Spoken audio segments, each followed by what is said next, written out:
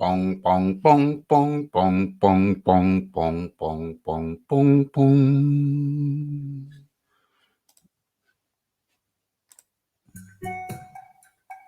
Yes, yes, yes. It's Boxing Talk with Raphie. Episode 73. Okay, where do we begin? Where do I begin? People populating the area. Sound check. Yes, yes, yes. That's good enough for me. Okay, sound is good. People smacking that like button on the way in. It's Boxing Talk with Raphie. 73. Okay, so got a number of things to chop up. This show will be dedicated to the clash in the rear. Or is it? What is it? It's the clash on the sands. Let me just get the pad up. Let me just get the pad up so we have optimal lighting.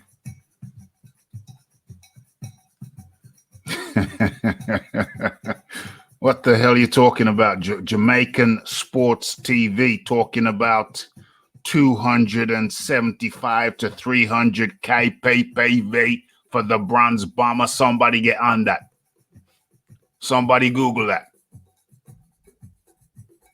Some kind of outrageous, scandalous, blasphemous talk. Making up numbers. Fabricating shizzle. Too much fabrication, too much lying.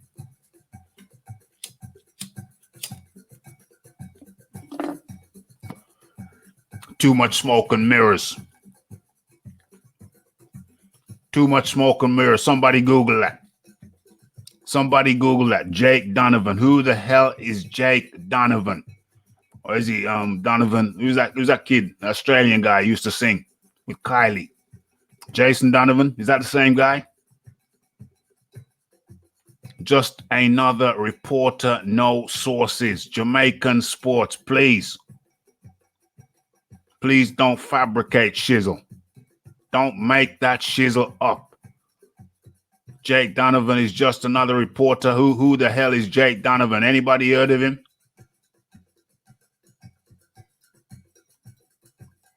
Boxing scene. Okay, damn it. I'm going to have to go and do some damn research. But first and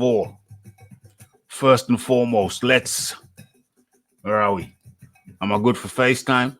Am I good for primetime FaceTime? All right. So let us do, hold on a second. Where am I? Let me get, first things first. Let's put the link in the description box. Boom, boom, boom. Okay. First things first. You're in tune. Latecomers, you're in tune to a boxing. Well, it's not late. It's only 3 minutes in. We're only 3 minutes in. That's a bit harsh of me. Why am I so harsh? Okay. Boxing Talk with Raphie 73. And like I told you before, this episode will be dedicated to Clash on the Dunes.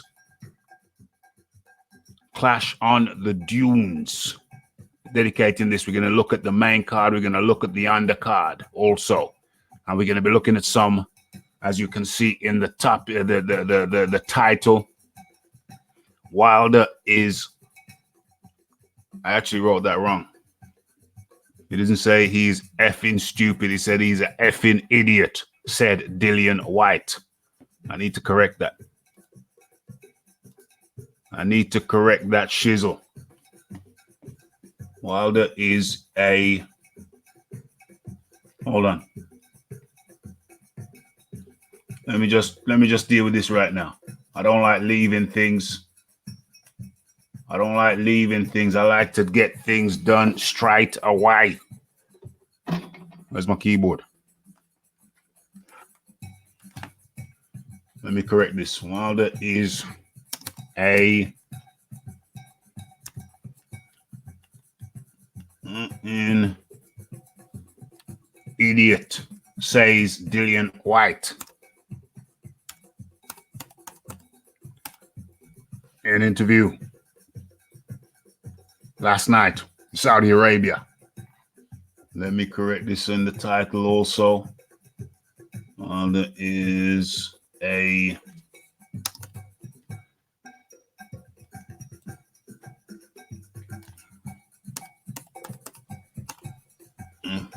idiot, says Dillian Whyte.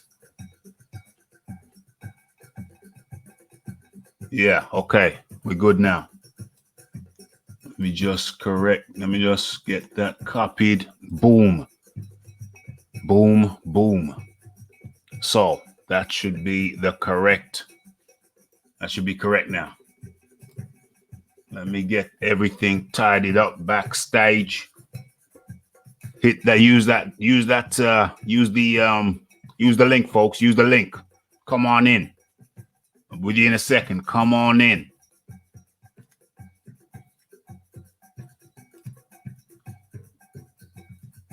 Yeah, okay. We're live with that. As per usual, it says add description, or even though I already added the description, but I'll add it again. I had it copied and saved this time. Copied and saved this time. Boom. It's easy. It's in there. It's the analytics. It's all good. I'm still checking the analytics. Yeah. Perfecto. Perfecto. It's all good. Okay. Let me get back. Let me get back with y'all. Where are we?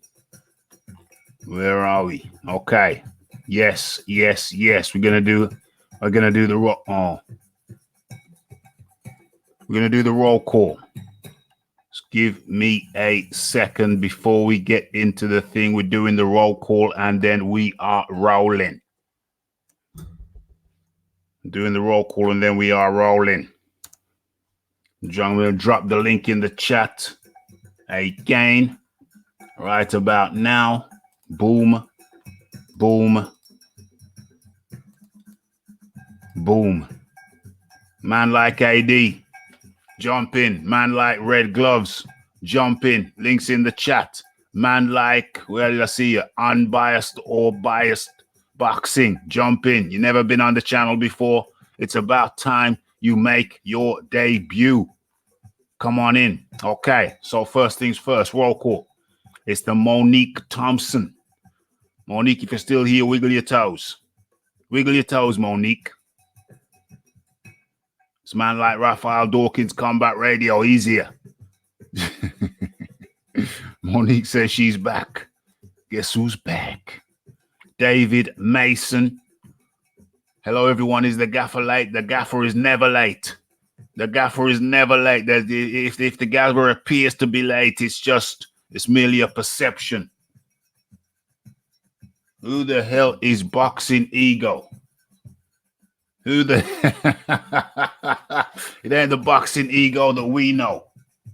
It ain't the Boxing Ego that we know. Boxing Ego, write something in the description box. Write something in the description box because I'm pretty sure it's not the Boxing Ego that we know. Write something in the description box, Boxing Ego. Yes, Rude Boy, Deya, Raphie. Good to see you, Rude Boy. Write something in the description box, Boxing Ego. I don't believe it's the Boxing Ego that we know. Write something in the description box. We know. Write something in the description box, Boxing Ego. Okay. So, Boxing Ego. Kill your background noise, Boxing Ego. Oh, he's gone. Boxing Ego is gone. Don't look like the Boxing Ego that we know, that you know, that I know, that we know. Okay. AD in the building. Yeah, man. Kind of hectic as per usual. But that's how it go. That's just the way it go. Okay. Where are we?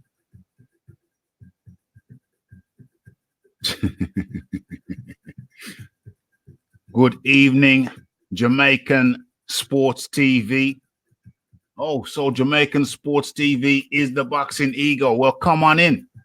Come on in, Jamaican Sports TV. Why'd you write boxing ego? Just write the name that you got there. Write the name, use the name that you got there. You don't need no pseudonym. Come on back in. Come on back in. Philip Carl Roberts in the building. It's something we're gonna have to chop up. Jamaican Sports TV alleges.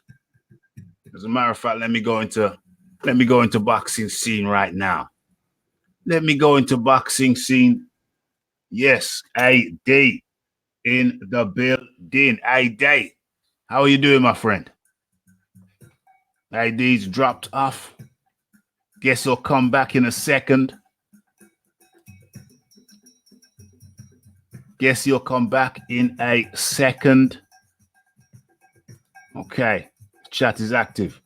Let me go over to boxing scene. Then I'll come back and finish the register because I got to find out about this shizzle.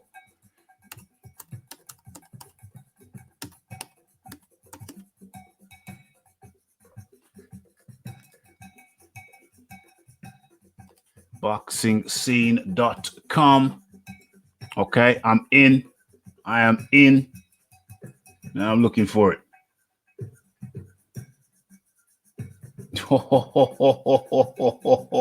Oh no, say it ain't so. Say it ain't so. Damn.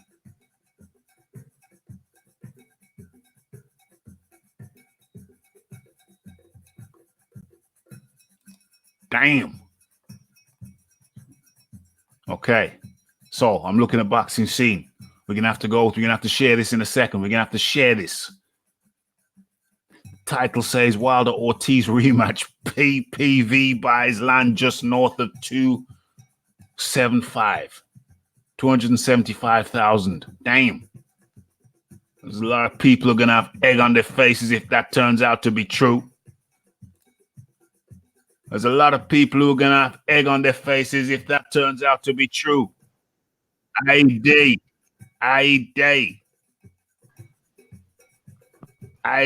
What's good, Raphie? Yeah, man. Yeah, you know, things are kind of hectic around the, Raphael Dawkins Combat Radio HQ. But that's just the way. Busy boy, yeah? Say that again. Busy. Yeah. Very, very, very, very, very, very busy. You know what I'm saying? I just had time to just wolf down my dinner, came home, had a shower. I thought you'd been watching I'm a Celebrity Get Me Out of Here. That's why you were late, Ralphie. I thought you were slipping. No, man, I couldn't survive under those conditions. I don't like creepy crawlies around me in my living space. You know what I'm saying? I'm finished with it. Ian Wright went out. My boy Ian went out tonight, man. I'm done with that thing. Oh, damn. I never watched them things. I used to watch them back in the day when it first started, but really and truly, AD, I can tell you, I barely ever watch television. I don't have the appetite for it. You know what I'm saying? There's a lot of rubbish on anyway. Let's be fair. Yeah, plus I've got my hands full with the Raphael Dawkins Combat Radio. I got my hands full with this as well, and then I got my hands full with that. It's just a handful, but you know what? It's better to be busy than just to be a slob. Of course, YouTube's the future anyway. Telly's going to be obsolete. It's going to be absent and things like this soon. Absolutely, 100%. Jamaican, what do you call him? Jamaican Sports TV came in under Boxing Ego's name. And I put him up, and then he disappeared, but he had the same avatar as as this thing here. So I know it was Jamaican Sports TV. Jamaican Sports TV, come back. Let's chop it up. We need some LDBC participation in this, because I'm gonna have to be going in on your boy there. The Conte. So that's Jamaican Sports TV. We got the Philip Carl Roberts. We got Buzz Lightyear. We got Unbiased or Biased Boxing Talk. Let me drop that link in the chat once more. We have, who else we got? Who else we got? Of course, Shiz Biz, red gloved militant. That thing jumped on me there. Yeah, Shiz Biz, red gloved militant. Of course, we got the Rude Boy. We got the SSB 28. What's up? We got Stephen O. Okay, so let's try and make sense of some latest news that we just heard. Philip R. Roberts says, even if it's 300K, still does not justify turning down 100 mil for 3 fights. Very, very true. SSB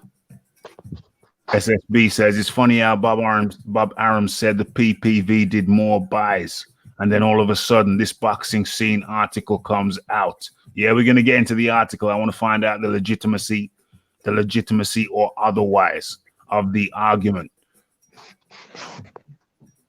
Have you read the article, AD? I haven't, I haven't. But we're about to carry on. Yeah, do you know what? It wouldn't surprise me if it hit around them marks, but it should be. It's 250K to break even. So, yeah. If it's not hitting them numbers, then he's losing money. So let's hope for Wilder's sake it does do them numbers. But still, I'm dubious about this until we hear some concrete evidence. Yeah. Then we don't know. We don't know. But am I sharing yet? Nope. I don't say I'm sharing. Let me try and share this thing. So share. Okay. Now share. Okay. I think we're there. Okay. So let's have a look at this article and let's try and judge the legitimacy or illegitimacy of it. Where am I? Okay, so boom. All right, let's go in on this. Let's go in on this. Let's have a go. Okay, so let us begin with the article. Okay, so Wilder Ortiz rematch, PPV buys to land just north, are expected to finish up just north of 275,000. Now, bear in mind, the pay-per-view break-even figure is known to be 250,000. So if it lands at 270 and 275, that's just 25,000 pay-per-view figures, pay-per-view numbers north of where it needs to be to break even. Okay, so even those figures there, if this turns out to be true, and we're going to try and establish the truth or otherwise of this news during this reading of the article. Okay, so Deontay Wilder's latest performance in the ring was yet another knockout. How well he performed at the box office, however, is a matter to be decided by boxing's unofficial judges.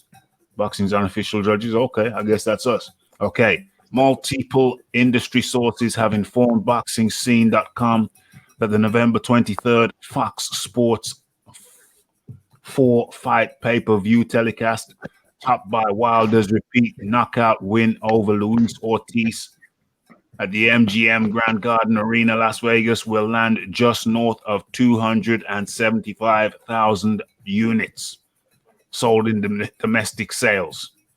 The most generous estimates have the event falling just shy of 300,000, although performing considerably better than previous and largely unconfirmed rumors regarding the Premier Boxing Championships branded event. The figure places PPV revenue at roughly 21 million in addition to what was produced at the live gate. So hold on a second. The figure places pay-per-view revenue at 21 million. Okay. So if that figure is true, then they say this represents 21 million. Okay. That's not profit. That's all around. Okay. So in addition to what was produced at the live gate. Okay. Live gate is another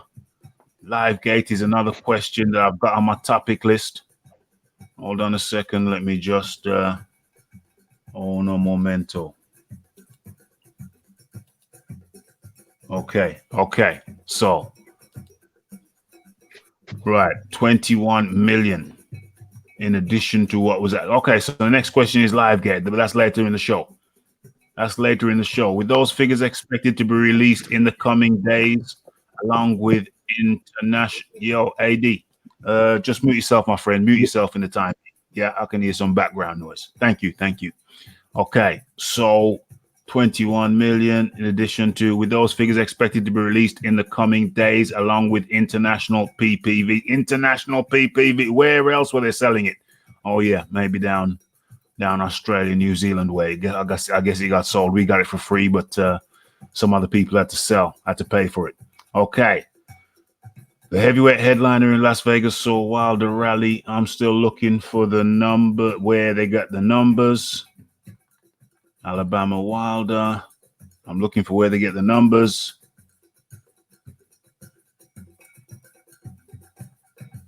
Right. The reported figure for the event marks a slight decline from his PPV debut with his 12-round draw versus Tyson Fury, which sold an alleged 320,000 units.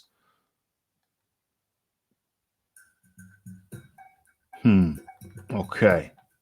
Final figures for Spence Porter. The aforementioned show marked the PPV main event. Ortiz. Still looking for the source, folks. Plenty of waffle. Still, where's the source? We got the waffles, but no sauce. Come on. I'm scrolling through. I'm looking for the source. Okay. So at the bottom, it has Jake Donovan is a senior writer for boxingscene.com. Okay. So I guess the source is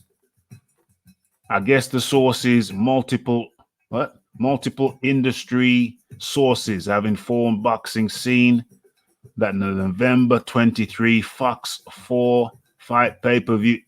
See, what a mouthful. It's just all it needs to say is multiple industry sources have informed Boxing Scene that the Deontay Wilder versus Luis Ortiz card will land just north of 275,000. Okay, let me kill that. Okay, where are we? Okay, 275,000. Let's try and chop that up.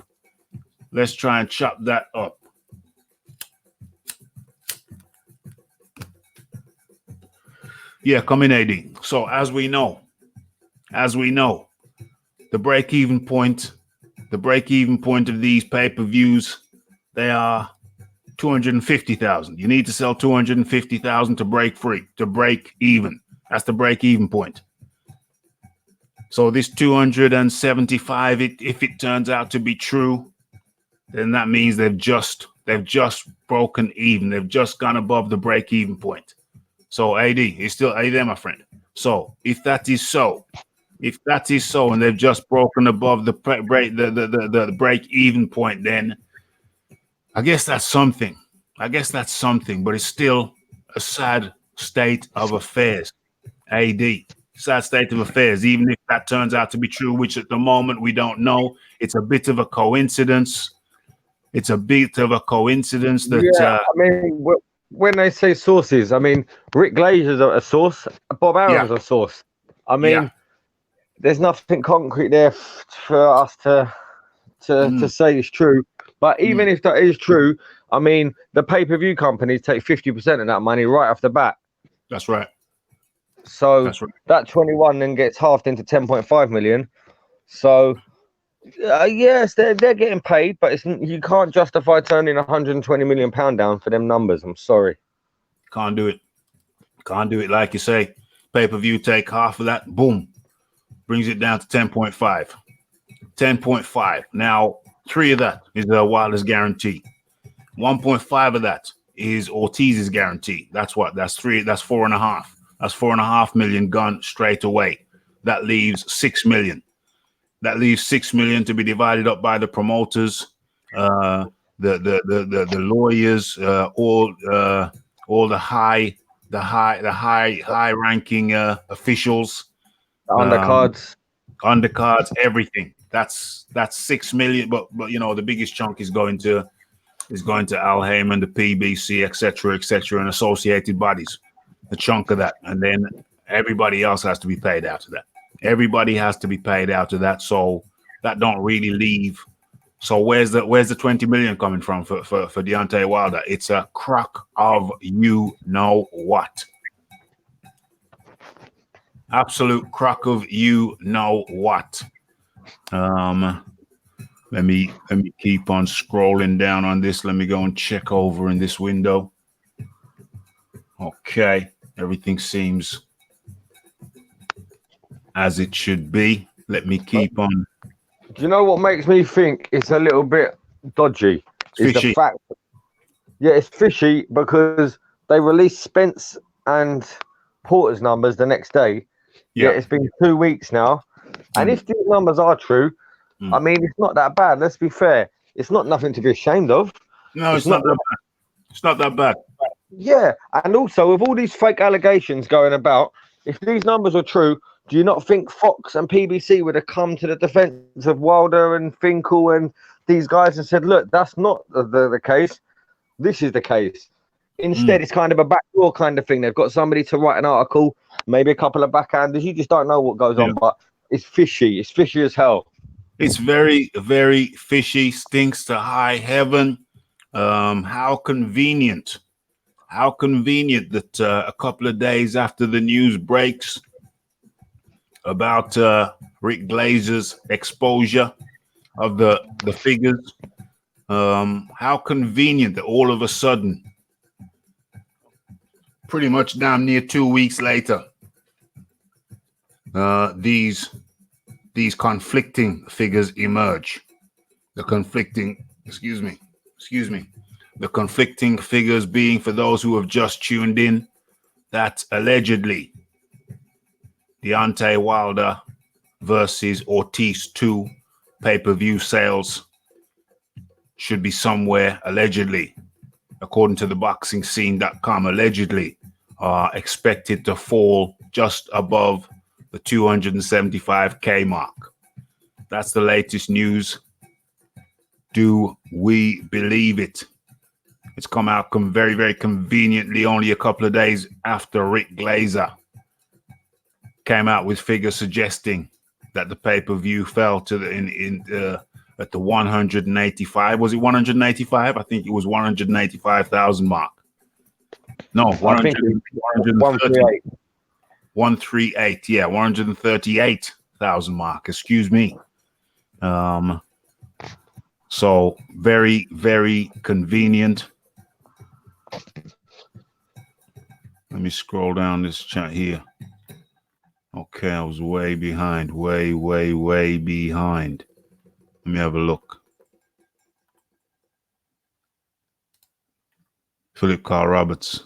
Oh, actually, before that, SSB28 says, it's funny how Bob Arum said the PPV did more buys, and then all of a sudden this boxing scene article pops up.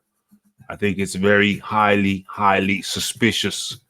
Highly suspicious timing. Philip Carl Roberts says, even if it's 300K, it still does not justify turning down 100 million for 3 fights. Yeah, I mean, how can that? Where are the LDBC to defend their boy? Where are the LDBC to defend their boy? They're too busy discrediting Joshua. That's the problem. They're too damn busy trying to discredit Joshua. Philip Carl Roberts says, even if it's 300K, it still does not justify turning down 100 million for 3 fights. And I have to say, I agree with that. I agree with that. What we got here? Anyone seen the film? I have not watched. I did back in the day, but I can't really remember. I remember it was a little bit odd. It was a bit weird. when the sheriff gets told that shooting Mongo would just make him mad. Well, don't punch him. It'll just make him mad. New nickname for Ruiz Jr. I don't know about that. I don't know about that. Joseph Parker punched him repeatedly.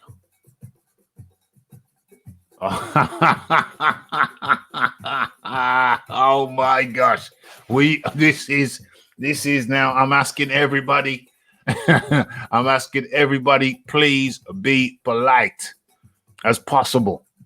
Please be as polite as possible. That includes the guy I'm about to just let in. Please keep it civilized. Debate by all means, but keep it civilized. People in the chat, what happens if you say Candyman 3 times? You say Candyman 3 times, he will appear. Gentlemen, debate, but keep it civilized. You don't look too happy, Raph. What do you mean I don't look too happy? I'm happy every day. What do you mean? What do you mean I don't? Listen, did I not just say, where are the LDBC? Did I not just call you? Did I not just call your name? Of course. Of course. This is a place you call where... me out, here I am. Say that again.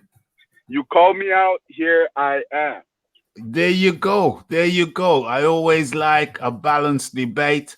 I always like at least one LDBC representative in the building to speak their truth, to speak the LDBC truth.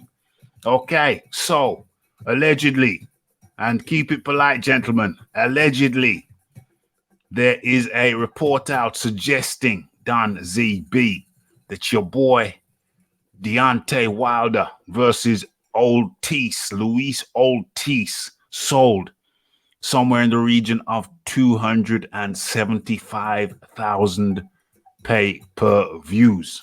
What say you? That's the equivalent of 1 million pay-per-views buy in the UK. Well, we're not worried about the UK right now. Don't worry about the UK. Don't worry about the UK. Don't worry about the UK. Yeah. Don't worry about no equivalent. 275 buys is 275 buys. That's not 1 million. That's not 1 million. It's the same revenue, though. It's still bringing the same profit, the same money, with 1 million pay-per-view buys bought in the UK. Yeah, 1 second. I just got to take care of something. 1 second. I just got to take care of something.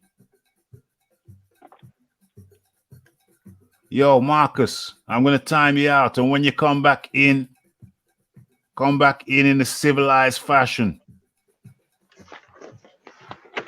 When you come back in a civilized fashion. Yeah? Don't do that crazy. Don't do that crazy stuff. Don't do that crazy stuff. Have we? Yes, it's golden when Don ZB, when you're doing things in the background, my friend, just put yourself on mute, please. All right. Okay. Okay, right. So let me just have a quick look in the chat. Yes, Ped is in the building. Way behind on the chat. Way behind. Okay. Right. So where are we? Okay. Don ZB, if you're free to talk, come back in. Yes, man. I said so. Our boy Wilder, he sold 300,000 pay-per-view buys by himself. 275. Let's just say approximately 300. No, let's just say what the article says. Right about now, the allegation is he sold 275,000. Okay. Yeah. Carry on. Well, that's good, right? Well, let's pretend, because it's not official, but let's pretend it's the truth. What that 275, that's certainly a lot better than 139. It's a lot better than 139. You know, we have to say that. It takes 270. Hold on a second. Let me just put the link in the chat, just in case. Boom. Link in the chat again. Okay. So as we know, it takes 250,000 buys to break even. 250,000 buys to break even. So if it's 275, if it turns out to be true and it's 275, that means that they have just broken even and gone 25K above it. So it takes a lot of the embarrassment. It takes a lot of the embarrassment away, because the first figure was very embarrassing. You know, the first figure was just based off cable providers, right? He did not add digital. He did not add the other stuff. He just heard that the cable itself did 138,000, and he ran with it. Well, no, So, I mean, you know, Rick Glazer is a very experienced guy in this thing, so he's not just gonna go with the cable figures. He said specifically these were the pay-per-view numbers. So who does Rick Glazer work for? If his figures are incorrect, then that will come through. That will transpire in the next couple of weeks, in the next week or two, because the official figure, we're still awaiting the official figure. Until we get the official figure, we don't know. It could be the 139, could be the 138, or it could be the 275. We don't know yet. So we're just speaking on both possibilities. We spoke on the previous possibility, so now it's only right that we speak about this figure. So who does Rick Glazer work for? Isn't it Bob Arum? No, he doesn't work for Bob Arum. No. He's freelance. He's a freelance guy. He's a freelance guy. He's a freelance guy, and these new figures, from these new figures, we don't know specifically who they came from. They come from people, what does it say? I think industry insiders. Rick Glazer is an industry insider. BoxingScene.com saying they got some other industry insiders who have a different view. So there's two options here, two possibilities. There's two possibilities here: the 138 or the 275. So the only thing that's going to make it clear, okay, is going to be the official release, the release of the official. Okay. Figures. Yeah. Isn't Rick Glazer a Top Rank stroke ESPN insider? Well, he's just an insider. I mean, if you're talking about which side does he lean to, I don't know. But when he released the Gennady Golovkin figures, he released some Gennady Golovkin figures, and the LDBC were cool with it. Same guy, Rick Glazer. So the question is, why would they be cool with Rick Glazer releasing Golovkin numbers, but not be cool with him releasing Deontay Wilder numbers? Why cool with one but not the other? Okay, because I heard his interview with the Boxing Boys, and he sounded like a straight hater of the PBC stroke Wilder, and he sounded like he worked for ESPN and Top Rank. He even lied. And Ness he doesn't work for Top Rank. He never said he worked for Top Rank. I mean, but he even lied and said Oscar De La Hoya sold more pay-per-views than Floyd Mayweather. If you take the Mayweather Pacquiao, that's not true. Like, the guy just sounded like a straight hater. To be honest with you. Well, I mean, it's perspective, isn't it? It's a matter of perspective. You know, different people are going to have different perspectives. Hold on, man. Let me finish my sentence, man. Come on. It depends on your perspective, how you see things. You know what I'm saying? It's all a matter of perspective, Don ZB. But here to join us all the way down from New Zealand. It's Big Boys Boxing. Big Boys Boxing. Glad you could join us. How you doing, buddy? Not too bad. Hope you all are doing well as well. Yes, indeed. Yes, indeed. So I'm taking it that I don't know if have you heard about the new figure, the 275,000, allegedly Deontay Wilder, Luis Ortiz 2, It's been released by the boxingscene.com that they say they have been contacted by industry insiders who have indicated to them that the actual pay-per-view figures will end up in the 275,000 ballpark. Well, the first I heard of it is here with you.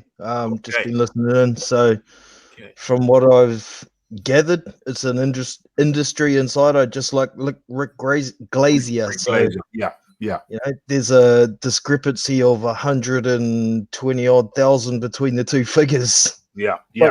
Very serious discrepancy. Yeah.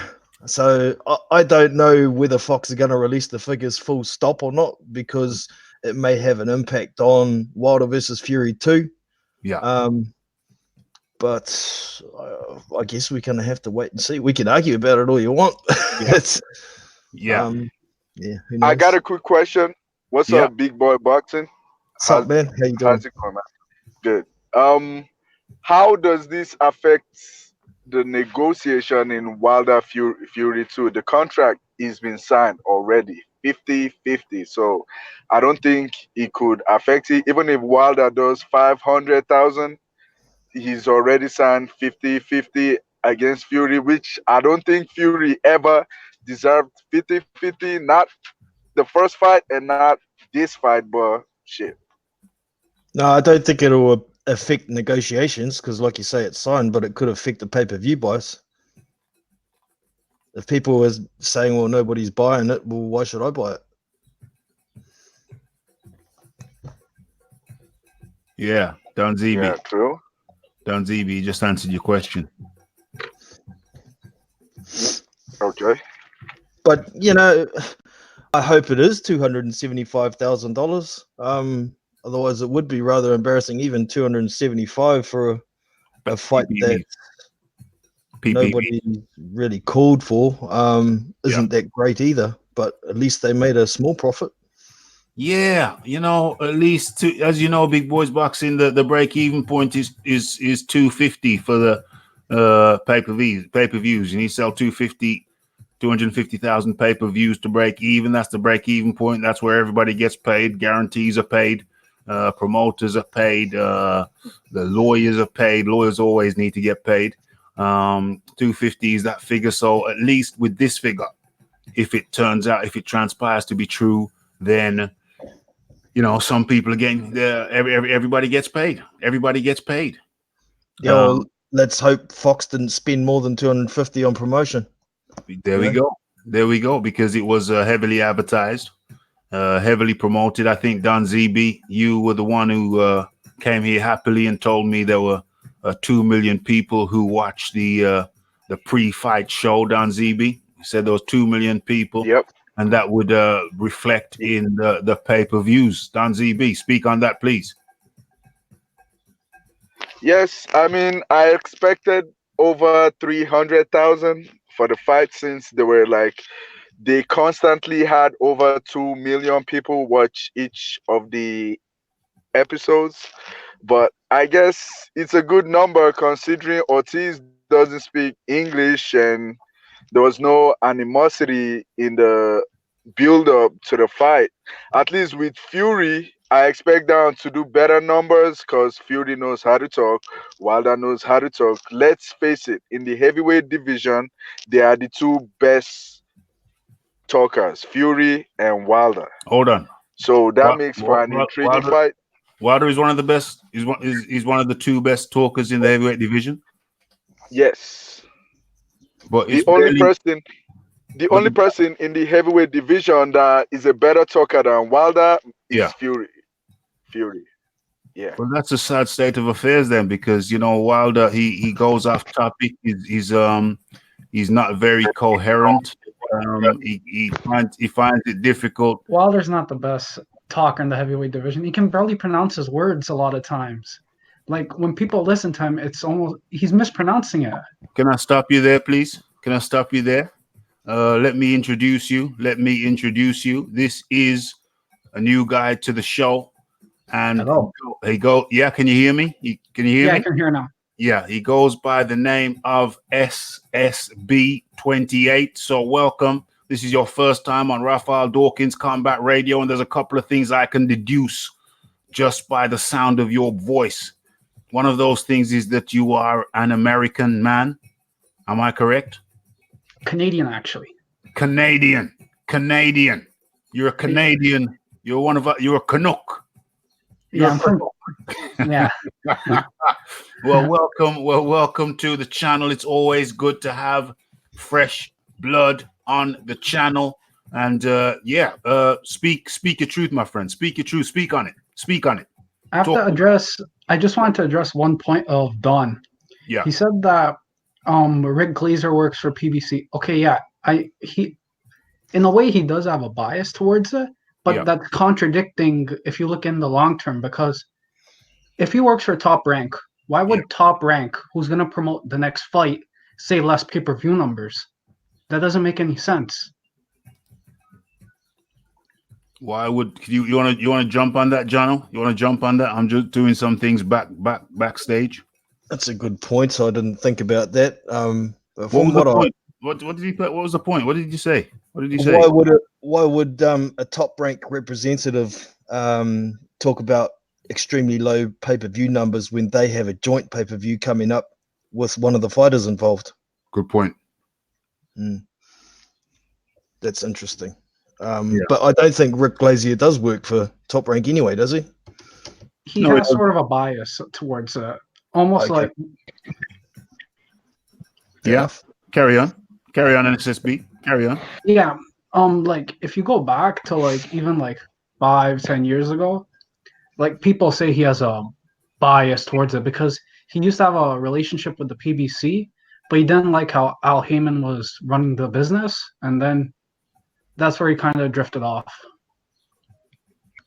Okay, so he drifted off, and then your other point was SSB. Your other point was Deontay Wilder as a speaker. Deontay Wilder as a speaker. Apparently, he's the second best speaker in the heavyweight division, and if so, I say that is a very, very sad state of affairs. SSB. Correction, Raph. Yeah. Correction. Yeah. Best talker, not speaker. Best talker. Yeah, meaning trash talker, I imagine. Okay. Yeah. Okay. I accept that. So best talker. You haven't heard Dillian. We're gonna go around. We're gonna go around the table. We're gonna start with AD. Deontay Wilder is one of the best talkers in the heavyweight division. Well, maybe Don Zeeby hasn't seen a Shizora or a Dillian Whyte press conference, because them two guys there. Yeah. Good point. They're better speakers. However you want to dress it up, Dillian Whyte and Shizora can sell a fight better than Wilder with their mouth. That's the bottom line as far as I'm concerned. Yes. But everyone's entitled to their own opinion. Like, if I think Wilder can string a sentence together without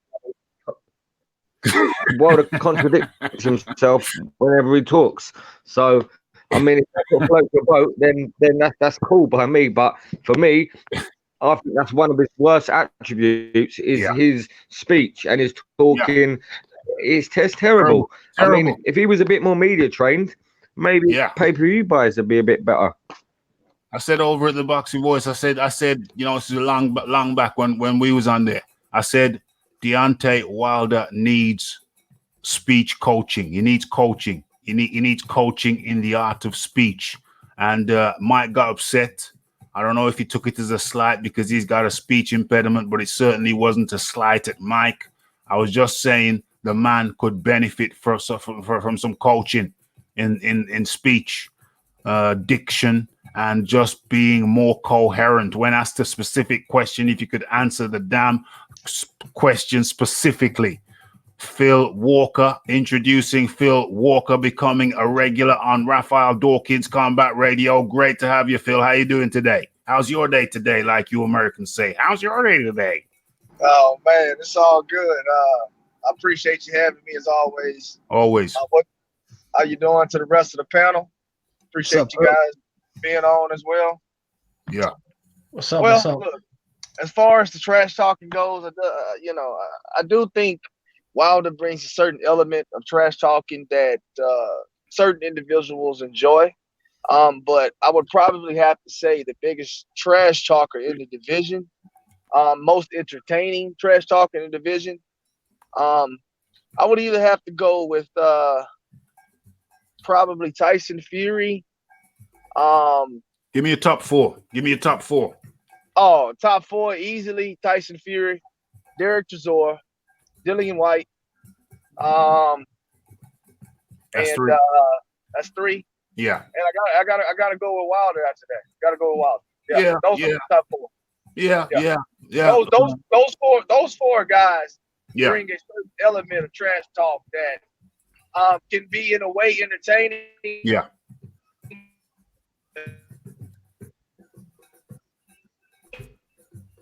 Okay, you're cutting out there. You're cutting out there, Phil Walker. So we're moving on. We're moving on to who's gone first? That was AD. AD, come in with your top four, bro. Come in with your top four.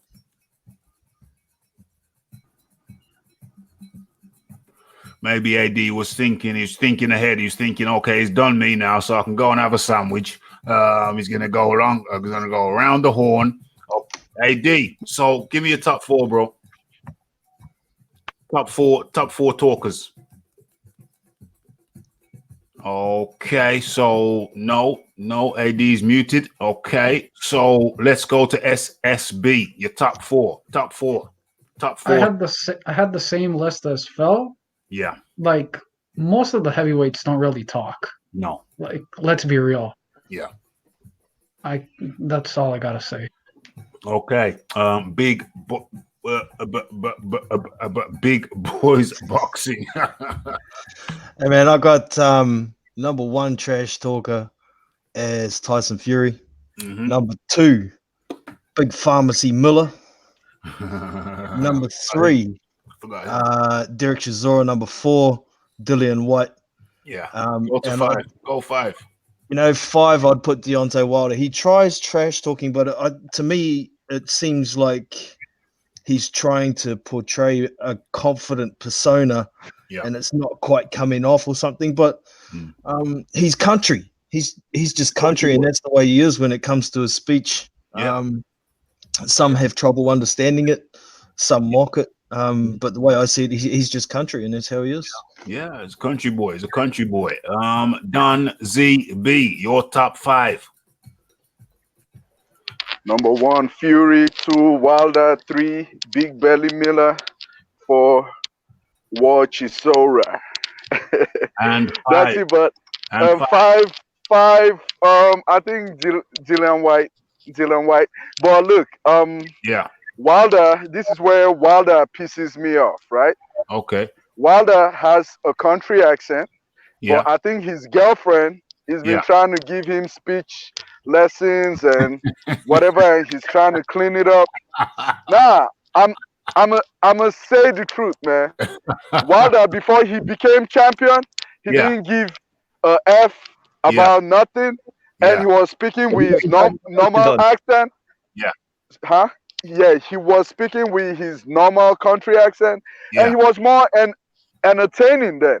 Right. You know, it didn't come off as fake or cringy or he practiced it. But right now, I see him, it's like he picks his words very carefully and all that stuff. Like, let him just be him. You know, like the dude, if he goes back to who he was before he became champ, he would be very entertaining. Talk shit, man. Talk shit. Sell your fights and don't care. This is not the UK. You're like people that drink tea and speak properly, you know. And don't forget the English muffins. That stuff doesn't sell here. Don't forget the darts and the English muffins. Yeah, that stuff does not sell here. Okay, the only way that stuff would sell here is if you're white. If you're black and you want to speak proper and be cool, they would praise you, but you would not sell. You know, they would praise you and say, "Oh yeah, he's a proper lad." The way you're saying, but you're not gonna be a big star here. For you to be a big star, you need to cause controversy and make some people hate you, and some people love you, and some people find you funny. Okay, You know? well, before we go down That's that it. road, because that you've opened up an interesting road, we're gonna go down that road. You see how accommodating I am? Okay, so before we do that, we're gonna hear my top 5. I get my turn too. So number 1, Ish Talker. Okay, yeah, Ish talking. Number 1, Ish Talker. To me, that's a toss-up between Dillian Whyte and Tyson Fury. It's very, very tight between Dillian Whyte and Tyson Fury. It's very hard. It's very hard to pick betwixt the two. I'm inclined to go with Tyson Fury. He edges ahead by a nose, and the reason is it's because sometimes he says things that even he knows is total, and he don't mean it. I'm going to do this, I'm going to do that. He deliberately tells porky pies lies. So that's got to be he edges ahead with that. He edges ahead with that, with his lies, blatant lies. Don't care. He don't care. Tell you one thing today, something totally opposite tomorrow. So Tyson Fury earns that. Number 2, Ish Talker. I'm going to have to go with Dillian Whyte but he's a different type of Ish Talker. Whereas with your Deontay Wilder, he'll almost convince himself to believe something that's total and utter garbaggio. With Dillian Whyte, I think he talks ish from the heart. His ish comes from the heart. So it's got a little bit more genuineness. It's got a little bit more genuineness to it. So I put him in number 2. Number 2, Ish Talker, Dillian Whyte. Number 3, I may go with Deontay Wilder. No, I'm not gonna because it's too confusing because he talks nonsense too much. He talks total nonsense too much. At least with Derek Chisora, there is at least it's coherent. At least there's a coherent thread through what he says. So number 3 is Derek Chisora. Number 4, I'm gonna have to go with Big Belly Miller. Big Belly Miller, he falls into the Tyson Fury school of ish talking, where he talks some stuff that he just doesn't believe even himself. So he gets the number 4 spot. And coming in at number 5, I have to give it to the Bronze Bomber Wilder. And maybe I shouldn't even give it to him because he's just confusing. He talks stuff he makes sentences which don't make sense. Grammatically poor sentences where you just can't keep a track of it. You ask him one question, he answers to a different question that you never asked. He's just all over the place. In the UK, we say he's all over the place. He's a mess. Mentally, just so incoherent. That's my top 5. Somebody wants to come in. I sense somebody's itching. Okay, yeah, me. Itching. Floyd No, Mayweather. not you, because we're going to talk about your thing in a second. Okay. Is there anybody else itching to come in? Anybody? Nobody's itching. Okay, so that's concluded. Yeah, Wait, I have one thing. Okay. He said one at a time, please. One at a time. AD.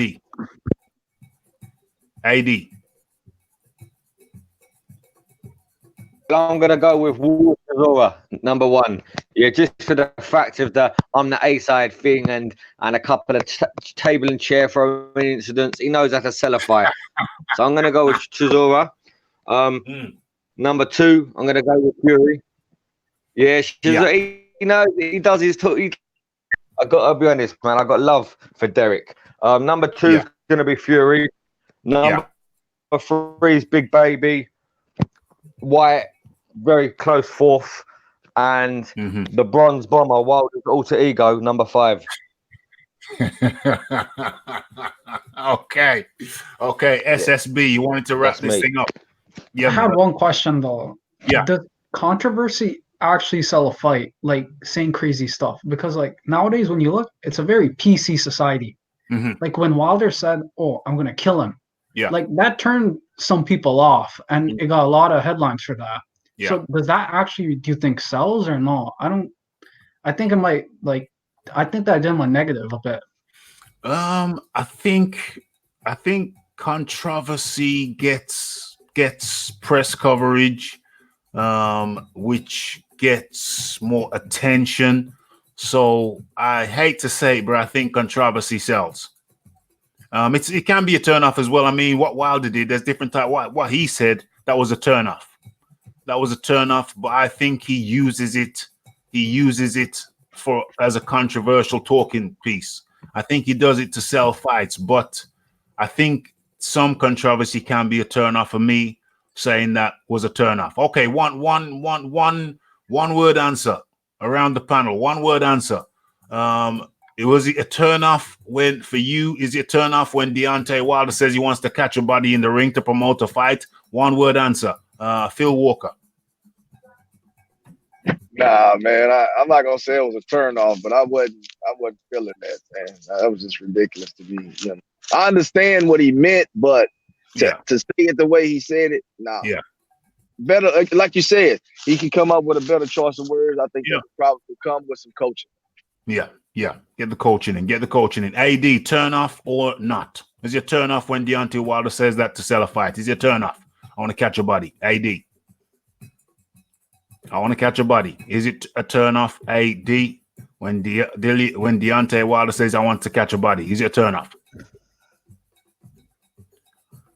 Don ZB. Is it a turn off when Deontay Wilder says he wants to catch a body? A big no. It's not a turn off because it's the truth. When he fights Dillian Whyte, he's going to catch that body.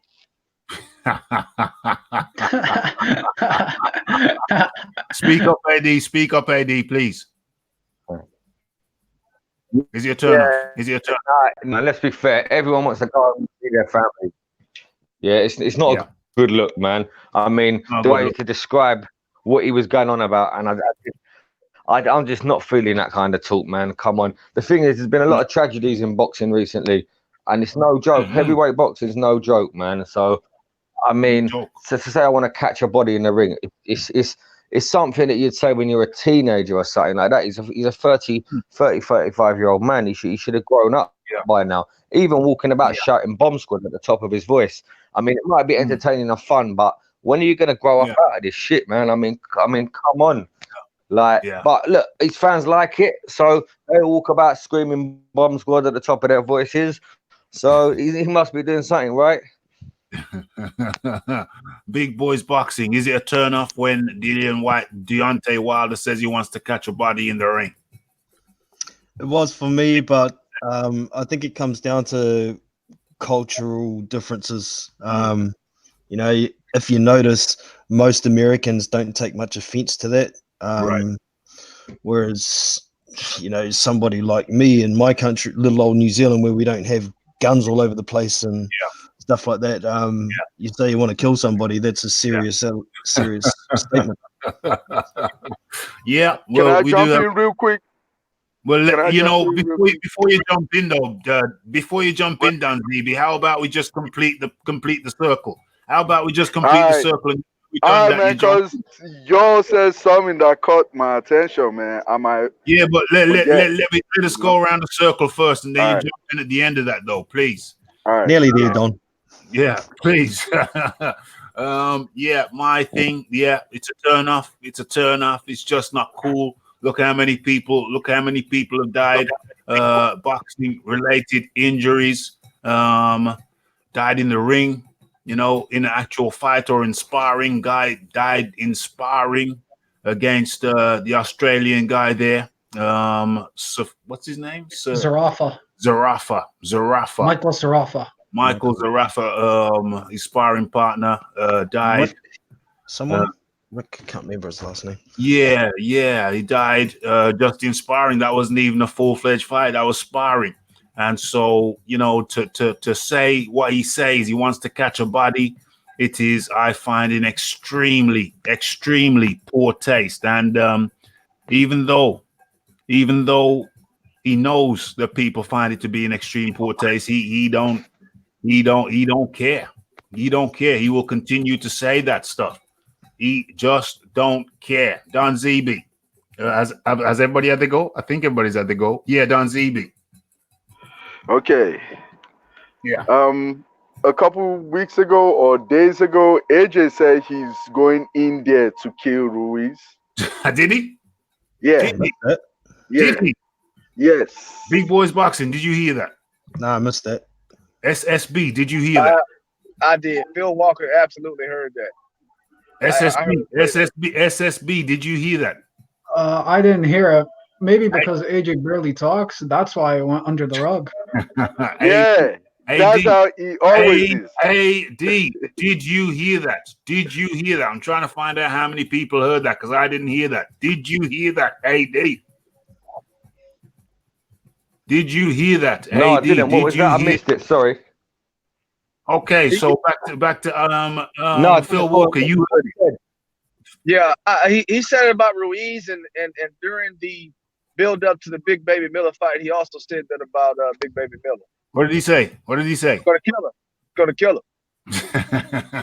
I mean, but again, you know, it could be context.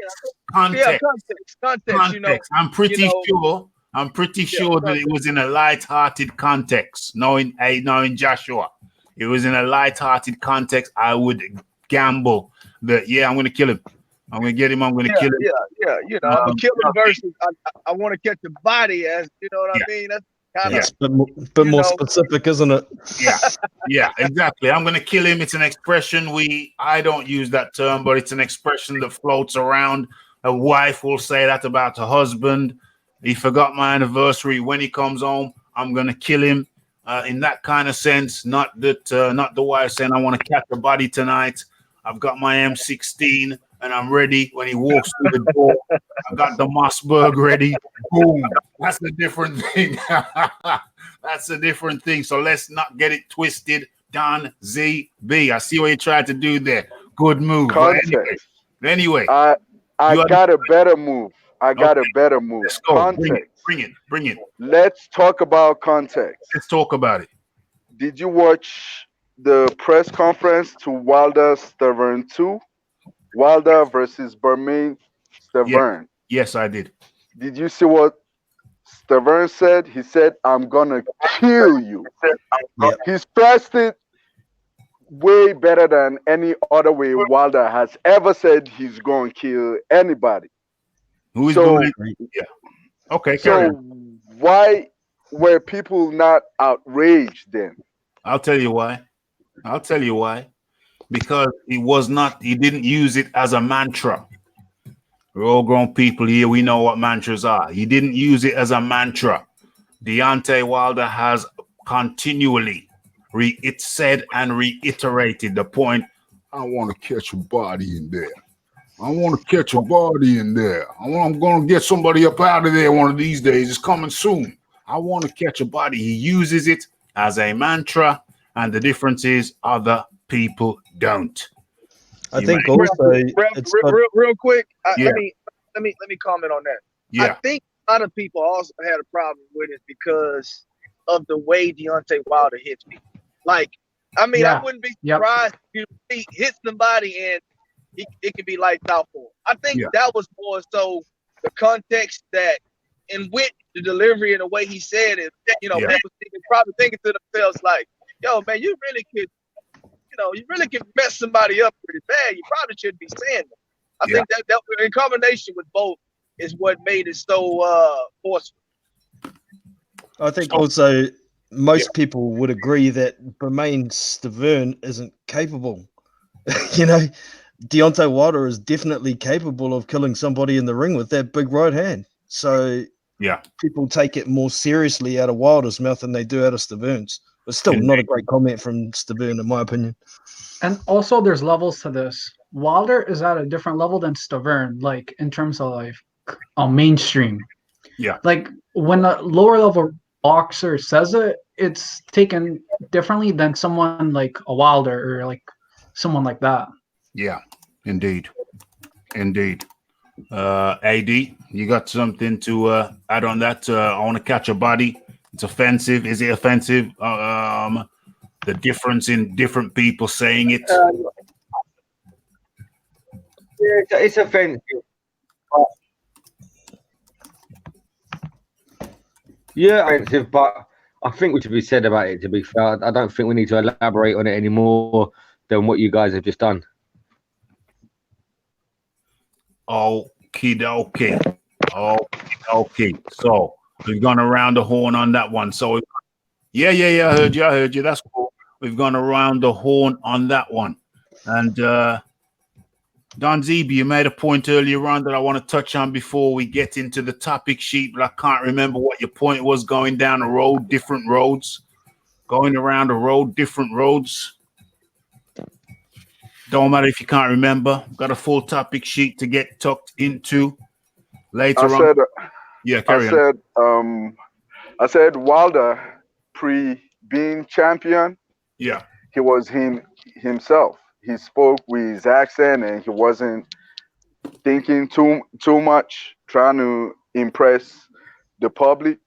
Yeah, you know, and he was more entertaining then. Now he's entertaining by default, meaning at times, yeah, he does say crazy shit. Like I remember when I watched one of his fights, and at the post fight, he was like, "Don't wait, make the date test something." He gave like a speech, and at the end of that speech, I was laughing. Like I was laughing because of the way he said it. Like, yeah, so he's an entertaining boy. He needs to be himself, man. I know his girlfriend has been trying to coach him, dress him. He said it, you know. So you can pick out the rehearsed lines, eh? Yeah, I guess. Yeah, okay. So going into my topic sheet now. And let me see where we're going to begin.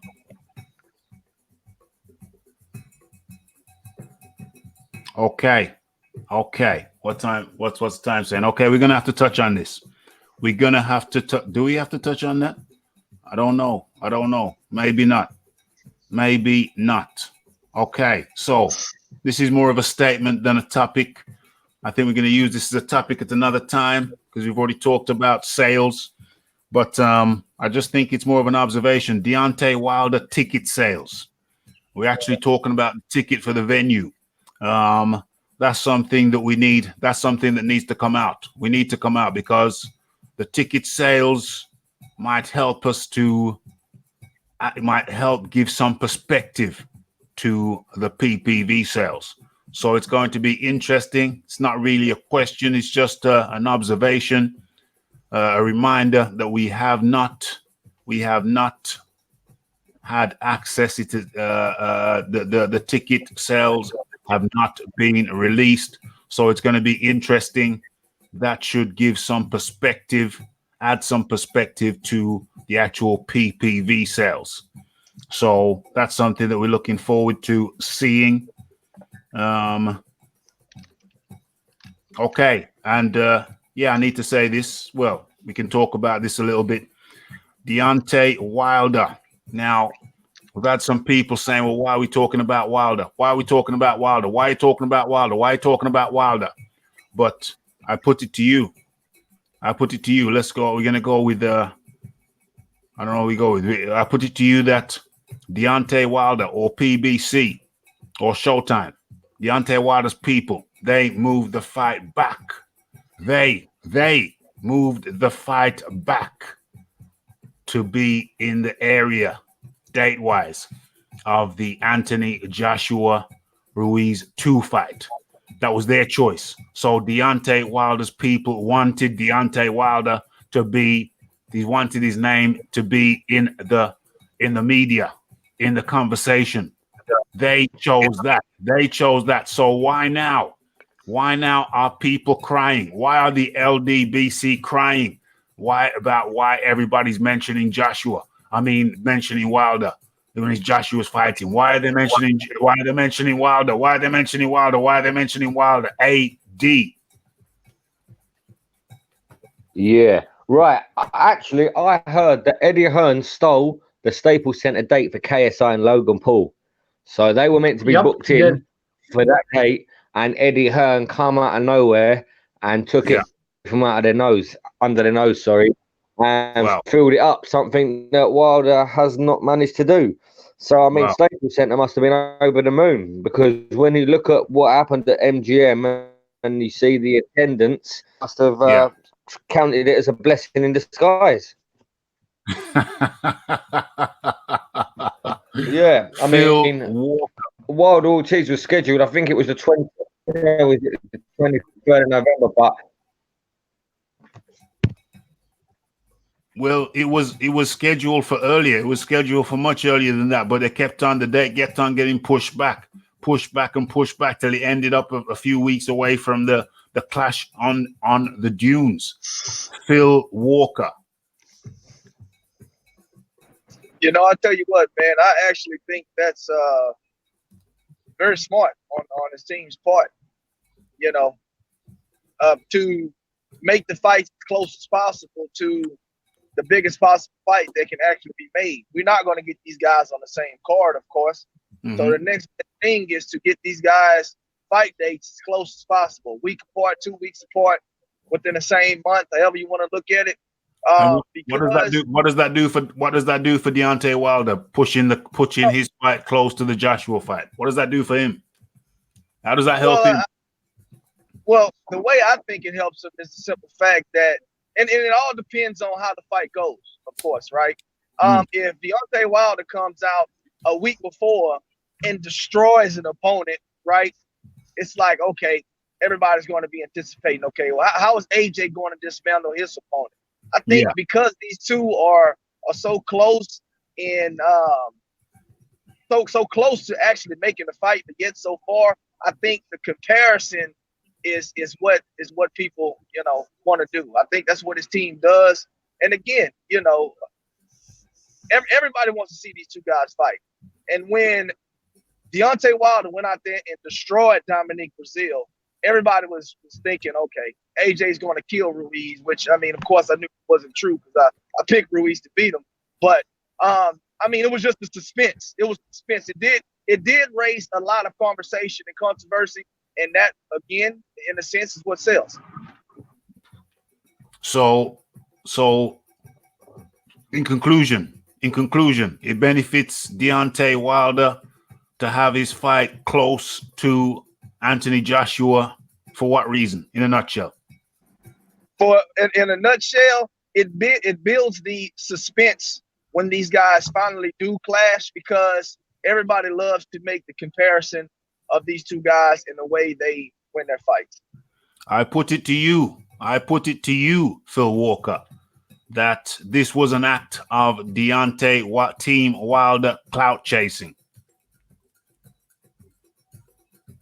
Well, I mean, you know, if that's how you see it, I mean, you know, I don't have a problem with you seeing it that way.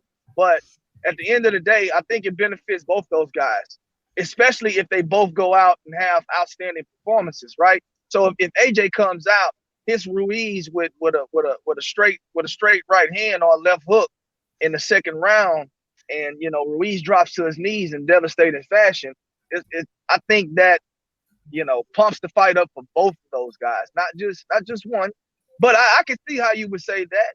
I put it to you, Phil Walker, that this is just another example of Deontay Wilder riding Anthony Joshua's shirt tail.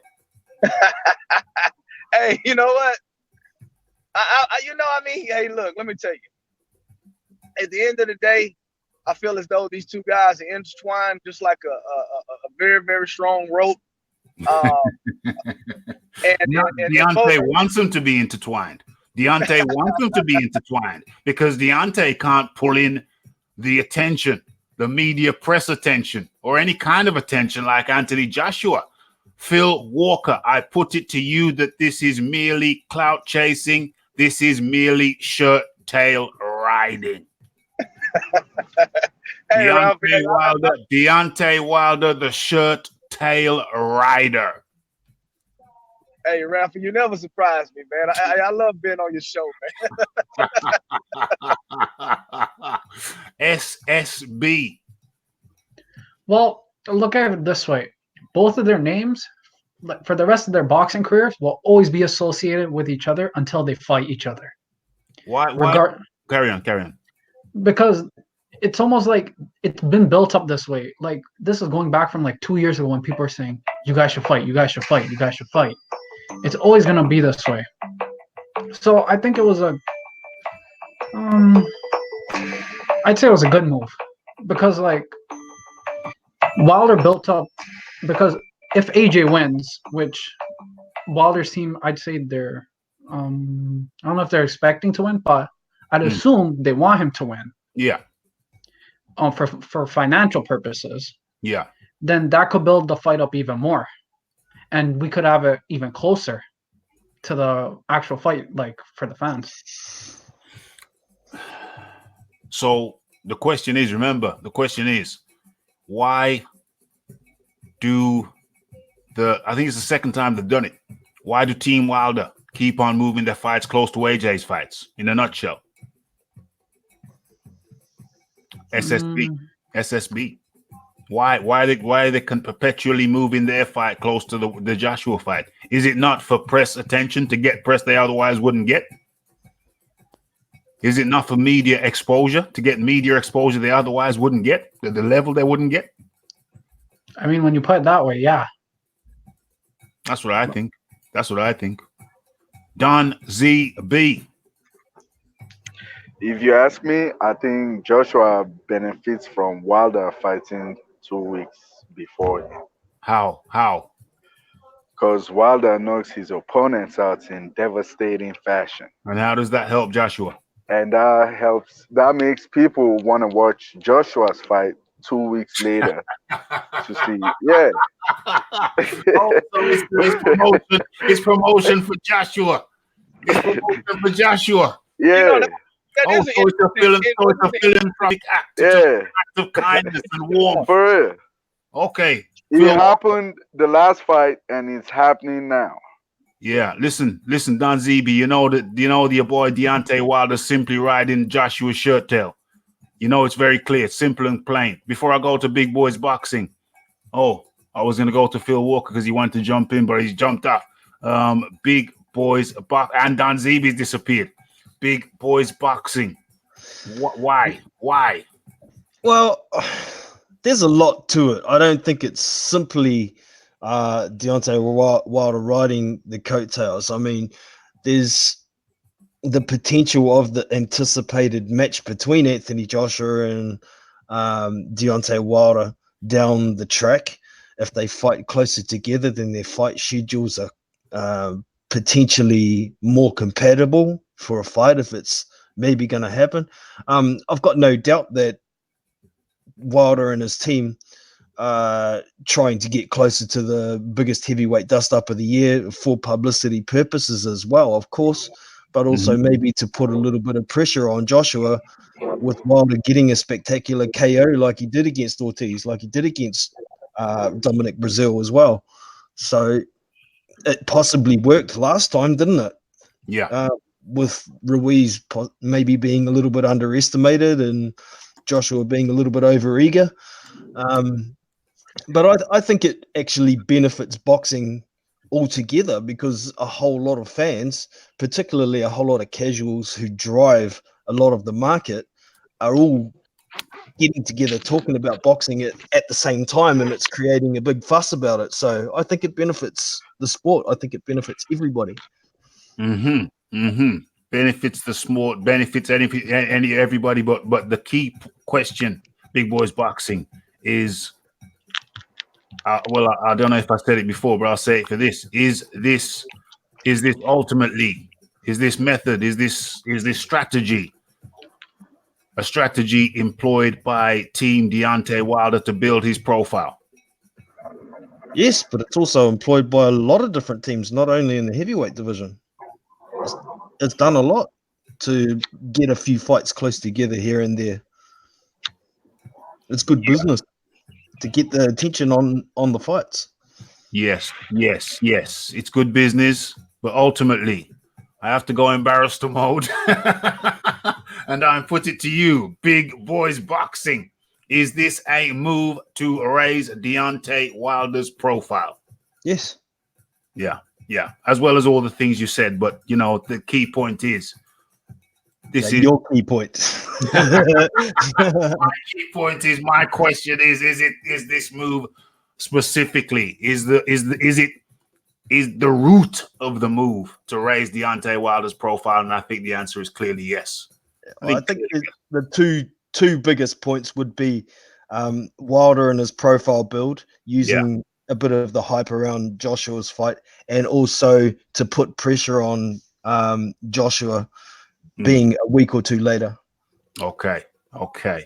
Yeah. Well, hold on. How does that benefit Deontay Wilder to put pressure on Joshua? How does that benefit Deontay Wilder? If Joshua doesn't look so good, then Deontay Wilder's potential purse against Anthony Joshua becomes more equivalent, doesn't it? Right. Okay. So he wants to raise his profile. And he's working to get a bigger slice of the pie in any potential matchup with Anthony Joshua. Is that fair? Yeah. Yep. Okay. So I think we've got to the bottom of it. Where is? I have one question though. Carry on. Wouldn't it kind of make more sense to schedule it near Tyson Fury's fight, considering it was alleged that it was already in contract, the second fight, the rematch, so you can build the fight up from there? Wouldn't that make more sense? That's an interesting point. I think that makes more sense, no? Like, makes more sense for a potential fight in the future, but when you're trying to make more money, makes more sense to get closer to the fight that's a much bigger fight. I would have thought getting a hell of a lot more attention than a Tyson Fury Otto Wallen fight. Yeah. I think Big Boys Boxing nailed it on that one. So it would have made sense. SSB, but it makes more sense because let's face it. Tyson Fury isn't selling a massive amount of tickets. Let's face that. And so you want to attach yourself to the biggest. Well, ultimately, SSB, you want to attach yourself to the biggest name in the game, in the heavyweight game, and that is Anthony Joshua, rather than a Tyson Fury is only selling a couple thousand tickets. You know what I'm saying? 3,500 tickets with the last one, 5,900 tickets, the 500 tickets the time before. So he's not really selling tickets, and I doubt he's shifting much pay-per-view, although he's on an app over there. He's on the ESPN app. So, I guess he's there to grow the app. Okay. So, has anybody not had their chance? AD, have you want to comment on that? The reason why Deontay Wilder keeps on moving his fight next to Anthony Joshua's fights is he riding Anthony Joshua's shirt tail? Well, he has been for a while, hasn't he? Let's be fair, but I don't think it was too intentional this time. But last time it did put the pressure on him when he knocked Brazil out in a round. I mean, if anything, it didn't benefit Joshua. It put the pressure on him. I think Joshua was trying to get Ruiz out there early, trying to match Wilder with a spectacular knockout, and it backfired against him. So, I mean, if it was Wilder's plan to put pressure on AJ, then he done a great job of it. But I don't think Wilder's that intelligent to do that. And I don't think he was expecting a first-round knockout against Brazil. But, it is what it is with this one. I mean, it's KSI and Logan, I believe. But, Wilder's basically now going to talk his way into a fight with the winner of AJ Ruiz if he comes through the Fury fight. I can't see there being a third fight if he beats Fury. Although they've apparently arranged a rematch, which is 60-40 in favor of the winner. Yeah, allegedly. But it's very strange, that is, how you'd sign a 2-fight deal like that with them terms already agreed. I mean, it's madness. But Wilder's definitely been known to piggyback off AJ's name. And let's be fair, he's built his pay-per-view name up from calling AJ out and pretending that he wants this undisputed fight that he ducked 120 million for. So, it is what it is. It is what it is. Done, ZB. Yeah, I told you, man. Like, it benefits AJ because it helps his fight sell a little bit more, you know. It helps whose fight sell a bit more. AJ. Okay, Don Stevie. Okay. So has everybody, before we move on to the next topic, has everybody had a go at this? Because sometimes I accidentally miss people out. SSB, did you have your go? Yeah. Okay. Yeah. Everybody had to go. Okay. I've been watching a few episodes back, and I realize that sometimes I accidentally miss people. So trying to be a bit more diligent on that going forward. Okay. So Dillian, before we get into the dunes on the duel on the dunes or whatever, the dunes on the sand or whatever, before we get Clash into of the Dunes. Clash on the Dunes. Of the Dunes, I think. Or is it of the something like that? Be on the dunes. It's got to be on the dunes. It's got to be Clash on the Dunes, yeah. Otherwise, you'll be two different dunes fighting each other even more. That'd be terrible. Okay. Okay. So Dillian Whyte comes out and says Deontay Wilder is a effing idiot. An absolute effing idiot. And we have to talk about it. This was in an IFL interview with Kugan Cassius, released today. 45-minute video. It was highly entertaining. Good 45 minutes where Dillian Whyte talked about multiple things, including obviously the his UCAD situation. But interestingly, he spoke on Deontay Wilder, and he had these words to say. Deontay Wilder is a effing idiot. He's built up. He says he wants to fight me, but clearly has no intention of fighting me. I've been to Mexico. I have chilled with Mauricio Suleiman. We hung out together. He's cool, but the man holding up the fight is Deontay Wilder. He just don't want it. Now people know my view. He's an effing idiot. What did he say about him being an idiot? Oh yeah, he's fighting the 1,000-year-old Ortiz. I mean Chisora. It says Chisora's got a better resume than Ortiz. Chisora would give Wilder a better fight than Ortiz. Yeah, that was the general gist of what Dillian Whyte had to say about Deontay Wilder, and there was more. That's just what comes immediately to mind. AD. Right. First of all, I want to say what a great, entertaining interview. Yeah, Dillian Whyte was absolutely awesome. on form. That interview. Yeah, it was awesome, man. And yeah, to say Wilder's not an idiot, it's hard to argue against it with just the way he talks, the way he carries himself, and turning the money down. The 100, it's very hard to argue against that. Chisora having a better resume than Ortiz. That's a no-brainer for me. Chisora's been in there with a lot of champions. I mean, he's fought Klitschko, he's fought Fury twice, he's fought Whyte twice, he's fought David Haye. I mean, I know they're all losses, but they're all world-class champions. I mean, she's always been around the block, and he gives everyone a good fight. And I think he'd give Wilder maybe just as good a fight as Ortiz. I mean, the thing is with Chisora, he can take a punch. I mean, I think the only person that's knocked him out is Dillian Whyte out of all them people. I know why Fury stopped him for a TKO, but he's only been actually knocked out by Dillian Whyte. So that's right. Yeah, it'd be interesting to see Wilder. Oh, David Haye. Sorry, but carry on. Yeah, David Haye's knocked out. He's a big puncher as well. But yeah, I mean, Chisora Wilder. Yeah, I mean, it would be a good fight. I don't know if he's better than Ortiz. Technically, he's definitely not better, but he's definitely got more dog in him, I'd say.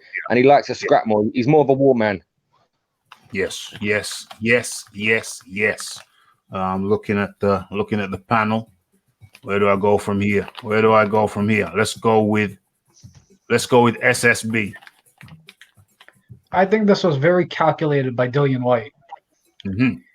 In terms of look at the date. We just talked about how Wilder booked it right next to AJ's date. Dillian Whyte just did the same thing with Wilder, and he's already building up the fight. So I think it's a good move. And regarding the Ortiz and how he was 1,000 years old, Ortiz looked very slow in that fight, even compared to the first fight. Like there was a noticeable difference. He was worse. He even struggled against Christian Hammer, who, let's be real, like he's a journeyman. Mm-hmm. It should have never happened, the second fight.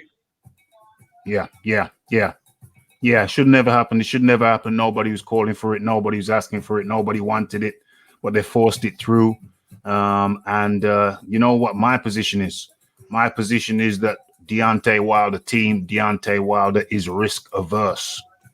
You know, that's why they don't go for the big names. They're risk averse. They have a business strategy and a business plan, in my opinion, to go for the name, go for someone with a bit of a name. A bit of a name, they don't even need him to be a name, you know. Fought them European guys who nobody knew about over in America and didn't matter.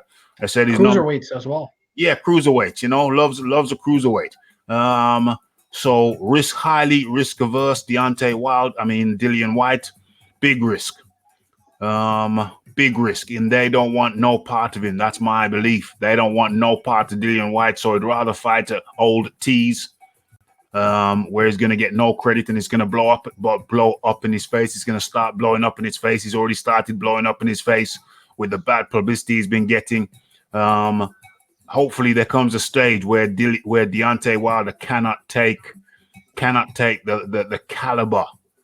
The caliber. When has Deontay Wilder ever been the B-side? That's the problem. That's a problem. That's a problem. That's a big problem. Was he against Povetkin when he was supposed to fight him? Was he the B-side there? Or?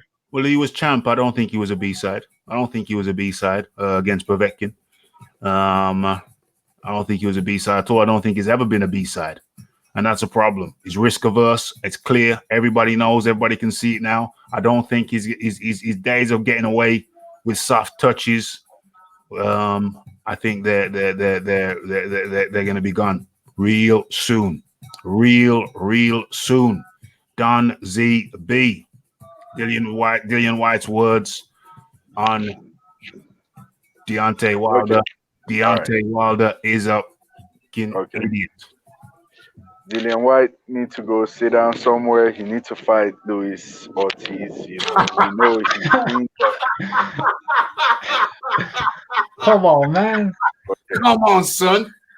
Come on, son. For it. So, and Chisora versus Wilder, I would be scared for Chisora's life. To be honest.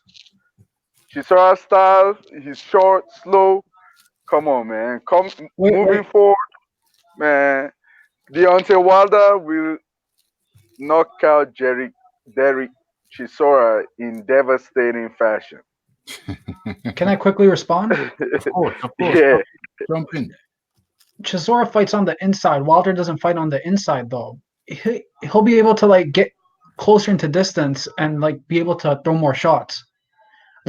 Ortiz in that fight against Wilder, for me, he was fighting at the wrong range the whole fight. He was just asking for himself to get knocked out. And when Ortiz got knocked out, Ortiz couldn't see it flying, the punch coming. That's why he got knocked out. I think Chisora will be able to see it. Although I think Wilder would win, I think it'll be a tougher fight. Yes. Maybe in 10, 11 rounds, Wilder gets the knockout. Yeah. I totally agree. Chisora fights on the inside. Wilder is best when his opponents are at range. Chisora comes in and under, and whilst Deontay Wilder would still be the favorite in my book, it's not the walk in the park that you're trying to say it is, Don ZB. Look, man, it might be an easy fight. It might be a difficult fight. But one thing is for sure, Chisora is getting knocked out cold. Man, I love the way you ride for your guy. I love the way you ride for your guy, but come on, son. Come on, son. It ain't no walk in the park. It ain't no walk in the park. Big boys boxing. All right, so Dillian's comments, for starters, he ain't going to leave Wilder alone until he gets a fight against him. No matter whether he gets suspended in the long run, whatever happens, he wants that fight, and he's going to keep picking out as many negative points as he can about Wilder until he gets that fight. But with regard to Chisora versus Wilder, I think it could be a tough fight. I do see Derek Chisora probably getting stopped later on, but the style matchup is something that Deontay Wilder hasn't faced. He hasn't faced somebody who gets on your chest all the time. He hasn't faced somebody who throws a lot of punches. Derek's getting a little bit longer in the tooth, so I think if Wilder's patient enough and wraps him up when he gets inside, pushes him down, it's possible Derek could get tired and then open himself up for the big right hand. But, with that pressure that Wilder has never faced, if Derek can get on his chest, I mean, it's going to be a matter of getting inside on Wilder because his punches aren't as powerful when you're right up close. He hasn't got full extension on his punches, but getting to that point is going to be a problem because Derek does eat a lot of leather, and it's possible he could get knocked out early, but it's still a fight I'd like to see. And I think it's still a better fight than Luis Ortiz. Luis Ortiz definitely showed he's on the slide. He's looking slower. And there is also a possibility that Wilder could turn Ortiz, turn Chisora like he did Ortiz, and get a knockout just like that too. But interesting fight for sure. Most definitely. Okay, I think everybody's had a go. So, sorry? Hello? I think that was AD. AD. Oh, AD. Did you have a go? Yeah, no, I had to go. Okay. So I think everybody's had a go. And now I think, what time is it? Yeah, we definitely need to get into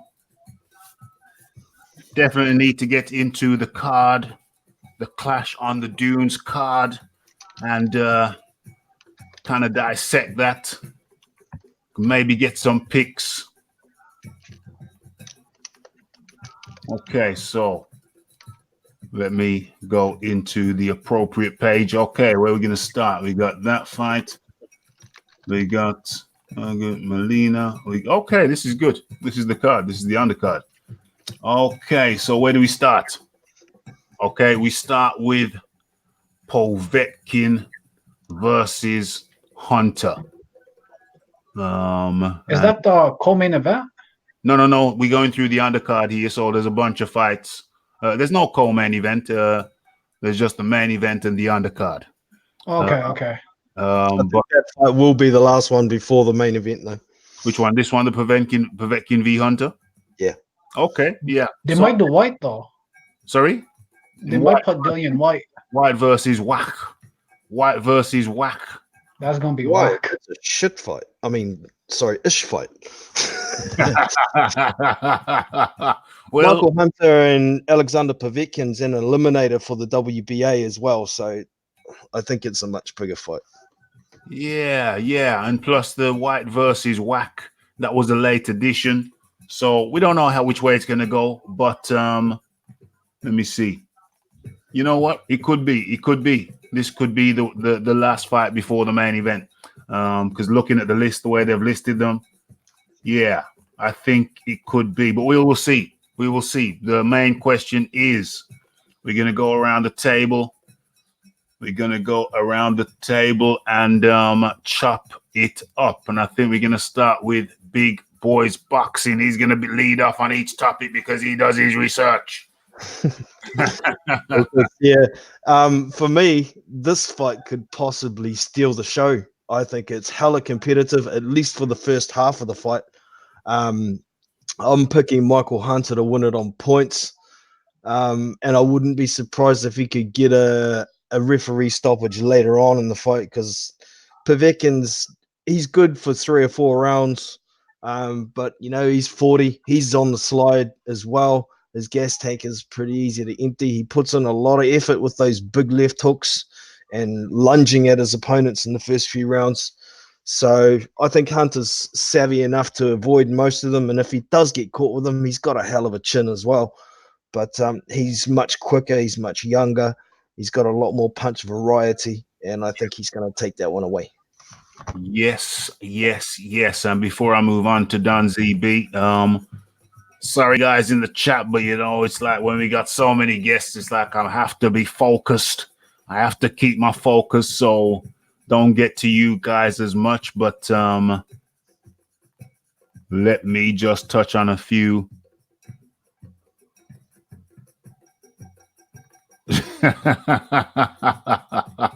Who's dropped off? Don ZB's dropped off. Okay. Fury is cringe sometimes, says OAOBZ. Rule 504 says Fury is best by far. I think we're talking about the ish talkers. But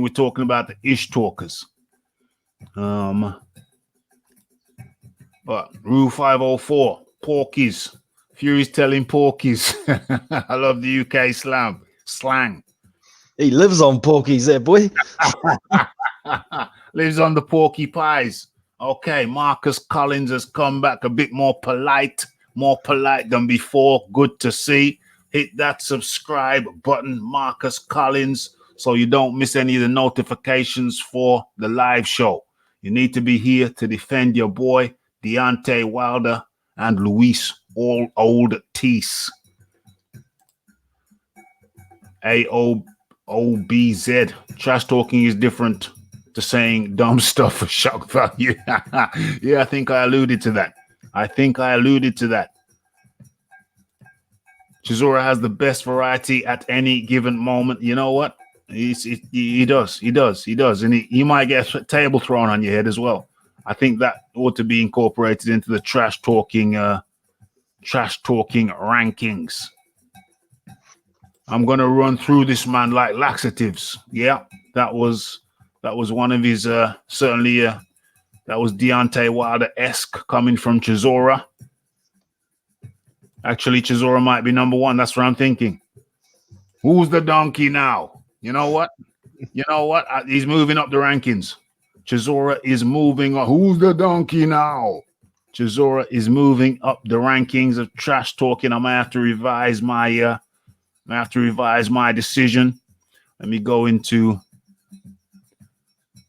Okay, no problem, big boys. I just seen that private message. That is no problemo.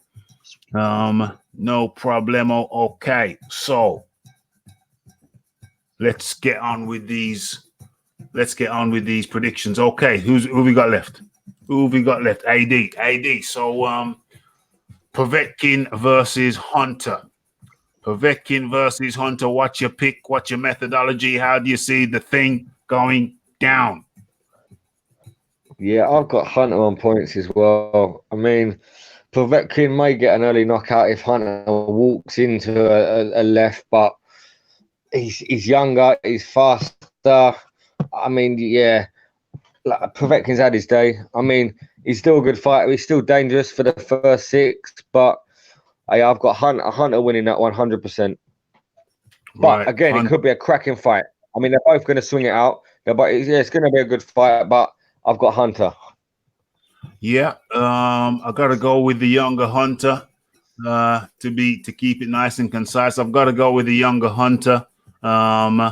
He simply, hold on a sec. Let me. What screen is that? Okay, let me share. Boom. Okay, so hopefully it'll come up when you watch this in the replay. It'll be instantaneous, but when it's live, there's a 10-second lag.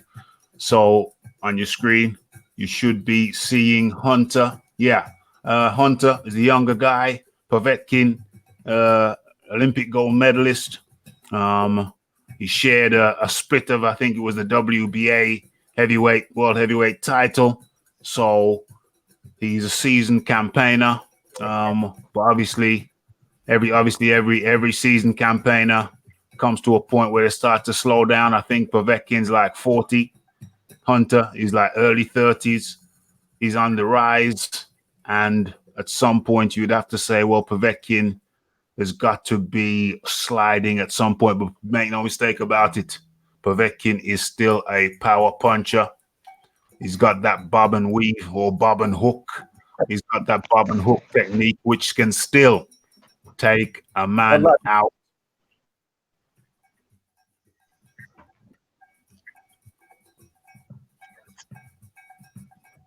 He can still take a man out. And for that reason, after battle of the two old guys. Good shout. Me too. Yeah, Povetkin versus Ortiz. That fight should have been made a long time ago. As you'll remember, when we was at the other place, I was the first person over there to say Povetkin is better. They're talking about the matchups because Deontay Wilder was supposed to be facing Ortiz for the first time, and Joshua was facing, or I think he'd already fought him, and Joshua was facing Povetkin, and I pointed out, I said live on air over there, I said Povetkin is at least as good as Ortiz and most likely better, and I was laughed out of court, and then they sat back, thought about it for a couple of weeks or months, and then came back and say, hey, Povetkin's pretty good. There's some background noise coming from you, I think, AD. But anyway, I've got Hunter pipping the seasoned veteran Povetkin. Hunter has got just too good a foot movement. His foot movement is just too good. Hunter is just so very aware of the need to get out of the way and not be a stationary target. Hunter is clearly one of my picks for the top.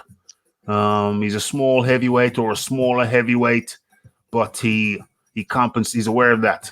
Came up from cruiserweight, much like Usyk. Came up earlier than Usyk. Usyk has a decision win over Hunter. Hunter is definitely one to watch. Watch his movement. Yeah, he's going to win by movement. I don't see. Hold on. Has anybody picked Hunter to knock out Povetkin? He might do, I suppose. Yeah, I'm going to go late stoppage. Hunter. That is my pick. AD, you were going to say something.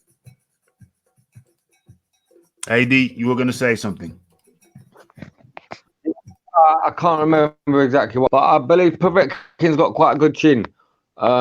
So yeah, it could be a late stoppage. Maybe he gets tired and gets caught and goes down. But yeah, it's going to be a cracking fight anyway. I can't wait. The whole card is lit, man. It's going to be a banger. Are you going live, Ralph? Of course, definitely, 100%. We're definitely going live. Anybody who wants to support the channel, the PayPal link is in the description box. Don't be ashamed or don't be shy about putting a couple of pounds in the PayPal box. You just click the link in the description box. It goes straight to PayPal, and we use that to provide you with the fight companions, buy in the pay-per-view, and we go live, and with a host of people chopping it up. Where are we now? Let's go with SSB, Povetkin versus Hunter. I got Hunter. I think it's going to be a TKO, though. 11th round. Hunter's speed is going to give Povetkin problems. If you notice, a lot of these cruiserweights that are coming up, they're like the speed at cruiserweight is a lot different than the speed at heavyweight. Yeah. And I think it's going to catch up to Povetkin because of his age, too. And we're going over, we're welcoming James, and James is going to give us his pick. Hello, James. Come on through. James is not with us at the moment. He's there, but he's not there. It's one of those, he'll come in at some point. Okay, and we are moving straight over to Straight over, it's still muted. Okay, so we're going on to Filip Hrgovic versus Eric Molina. And with that, we're going straight to Big Boys Boxing for his pick. I'm going to say Filip Hrgovic to knock Molina out in either round 2 or round 3. Simple as. He's going to beat him. Yeah. There's no way Eric Molina is going to be able to shell up against this young beast. He'll find a way to get through that guard and knock him clean the beep out. Hey, D. What was it? Filip Hrgovic versus Eric Molina. Your view? Yeah, well, just looking at Molina in the press conference, that he's been weathered, man. He looks like he's lived a hard life the last 2 or 3 years. Yeah. Yeah, I'm gonna go for round 1 or 2. You know, Hrgovic is a beast. He's very direct forward, and like Big Boy said, he's going to be throwing the bombs, and it's going to be an early good night for Molina. Damn. Early finishes being predicted. Who else we got? We got SSB. If Molina can go 5 rounds, that's a plus for him. Yeah. This is a mismatch, to be honest. Yeah. It is a mismatch. It's a mismatch. I would have to agree with you. Molina getting. I think my mic is working. James says he doesn't think his mic's working right. Okay, no problem. But you were on mute, James. You were on mute. So, maybe it was that. You were on mute. I could see. Yeah, okay, you're not on mute now, James. So, can I hear you? Can you speak? Are you speaking? Hello. Hello, right? Hello, James. How are you doing? You all right? I'm doing good. I'm good. Come back to give some more of my deluded casual views, as they say. It's always good to have your deluded casual views over here, Exactly. James. We always appreciate it. So, Filip Hrgovic versus Eric Molina. I'm going for the younger man. Yeah. Any method? Knockout. Round 4. Okay. Knockout by Filip Hrgovic, round 4. I have to go with the panel consensus view. As you may know, Filip Hrgovic is one of the brightest young prospects. I think he picked up what was it? He picked up a medal. Was it bronze? I think he picked up a bronze medal at the Olympics. I think. I'm not sure. Don't quote me on that. I think he did. Yeah, I think he was a bronze. Yeah, it says he bronze medal at the 2015. Gold medal at the 2015 European Amateur Boxing Championships and a bronze at the Summer Olympics. Wicked. Excellent. So, yeah, he's a young up-and-comer, tall, rangy, quite powerful. And he likes to get people out of there, get people up out of there. And I think he's going to get old Molina up out of there. Oh, yeah. Who was it asked me if I was a yard man? Was it Jamaican boxing? Yes, I am a yard man. That's where my family hail from, the yard. So I am a yard man. That's Jamaican for those who don't know. Okay, so yeah, I have to go with the young, strong Filip Hrgovic over Eric Molina. I don't want to use the word washed up. But I'll leave a space and you insert the He's term. washed. Let's be real here. Washed sounds better than washed up. I'll go That with dude's washed. been living off his lucky punch KO of Johan Duipa for years. Besides that, he hasn't beaten anybody. Damn. At the press conference today, he seemed way too happy to be there. Like I was watching it. Oh, I don't know. Yeah, so basically, he's got a little bit of he's got a small lottery win. He shouldn't be there, but he's got a small lottery win, and he's just happy to go in there and get his knockout. Get knocked out.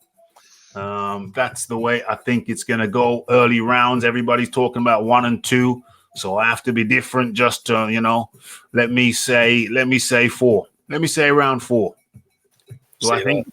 Do I think it's going to last that long? No, but let's say round 4. James, you said something.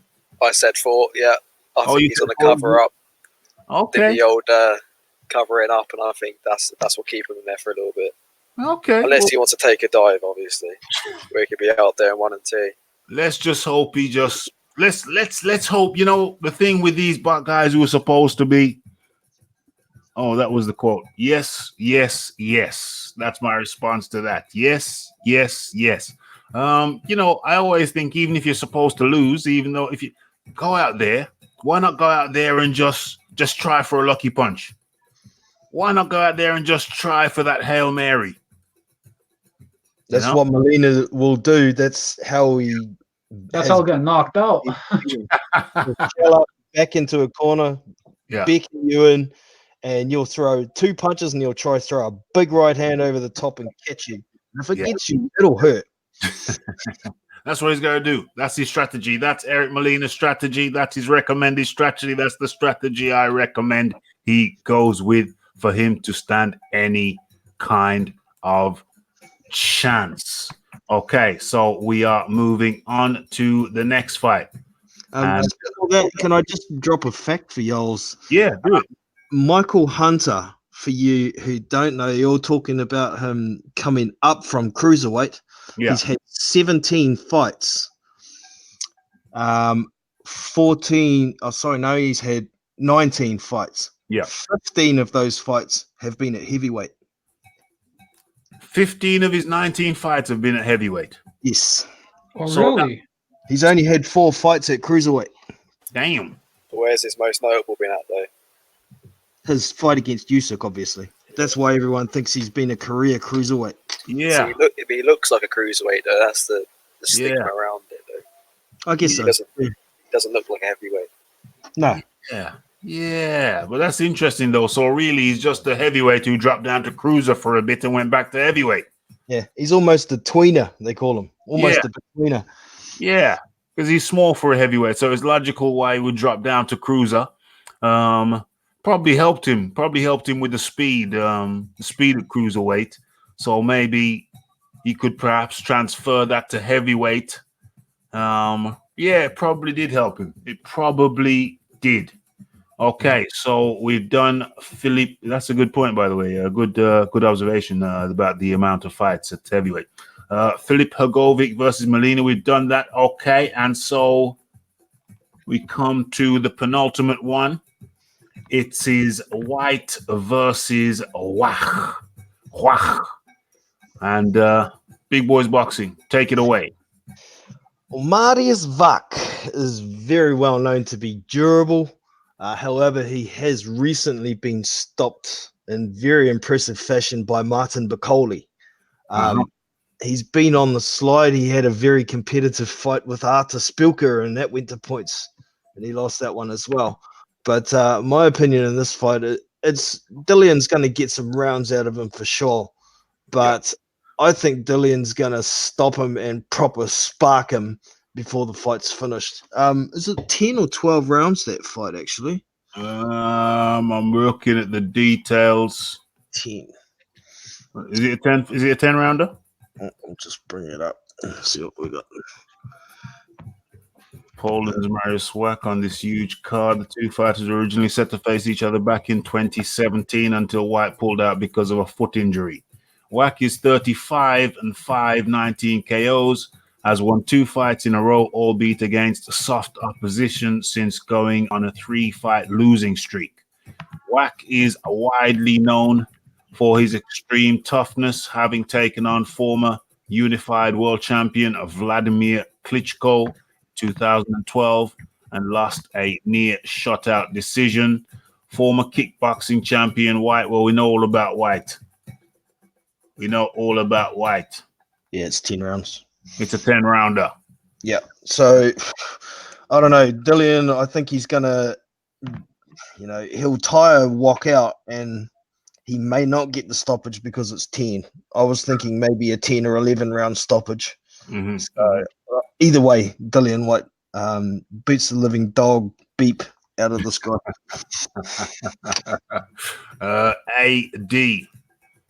AD, what say you? It's Marius Wach versus Dillian Whyte. And I can see that AD is still muted. So, okay, AD is unmuted. So Marius Wach versus Dillian Whyte. Well, I'm going to go for a Whyte stoppage, round 8 or 9. I think he's going to go to the body. He's going to tire him out. He's going to hurt him. It could be an earlier stoppage. It depends what kind of condition Wach's in. But I'm going to go for Dillian Whyte, round 8 or 9 KO. Or TKO, maybe. TKO with a body shot, we're going to say. Okay. So, we go to James. We go to... Yeah, I'm just going to say early stoppage. Don't really know much about Whack. Okay. Okay. Fair enough. Really. Fair enough. SSB. I think Whyte might try experimenting in this fight. Like, when you looked at his, like, did you guys see his like workout for that happened? Was it yesterday? I haven't seen the workout. I'm going to check that after. But he was throwing different combinations that I didn't see from him before. So I think this is going to be almost like an experimental fight. So I think Whyte's going to win by points. Whyte to win via points. Like 10-0. Points. Yeah, I got you. I'm going with I think I'm going to go with a late stoppage from Whyte. Going to go with a late stoppage. I don't know. What's my reasoning? It's a kind of short notice. It's kind of short notice fight. Which means that really maybe Whyte, but Whyte's going to pace himself though, because it's a late stoppage. Or no more mental because it's a late stoppage. Let me see what this message is. Yes, Big Boys Boxing says you got to roll. Thanks for having me on, and peace to all. Yes, thank you for coming in, Big Boys Boxing, guys' own channel for sure. Check him out, much appreciated. Yeah, so Whyte, it's a late notice fight, and Whyte does have that food baby that he carries around with him. Does have that food baby. He does carry a bit of pudge. He doesn't trim down as much as I'd like to see him trim down. He seems to come into the fight heavy. The fight's heavier these days than he did in a year ago, 2 years ago. It's coming in heavier these days. I wish he would come in lighter. That would show me that he's been doing the leg work. You know, the road work. I don't tend to see him run, see him do short shuttle runs. I really do wonder if he has any knee issues because you don't see him hitting the pavement. Maybe he needs to get some stem cells in them knees or he's got a bad knee. I don't know. I hope I'm totally wrong, but I see Whyte pacing himself. And having said that, he dropped Joseph Parker early. Damn, anything could happen. Anything could happen. Take your pick, take your guess. I'm just going with my instinct that it's going to be a late stoppage. But Whack is extremely durable. And I think Dillian Whyte will know this. So I think he's going to look to be damaging, but also economical. That's the way I see it playing out.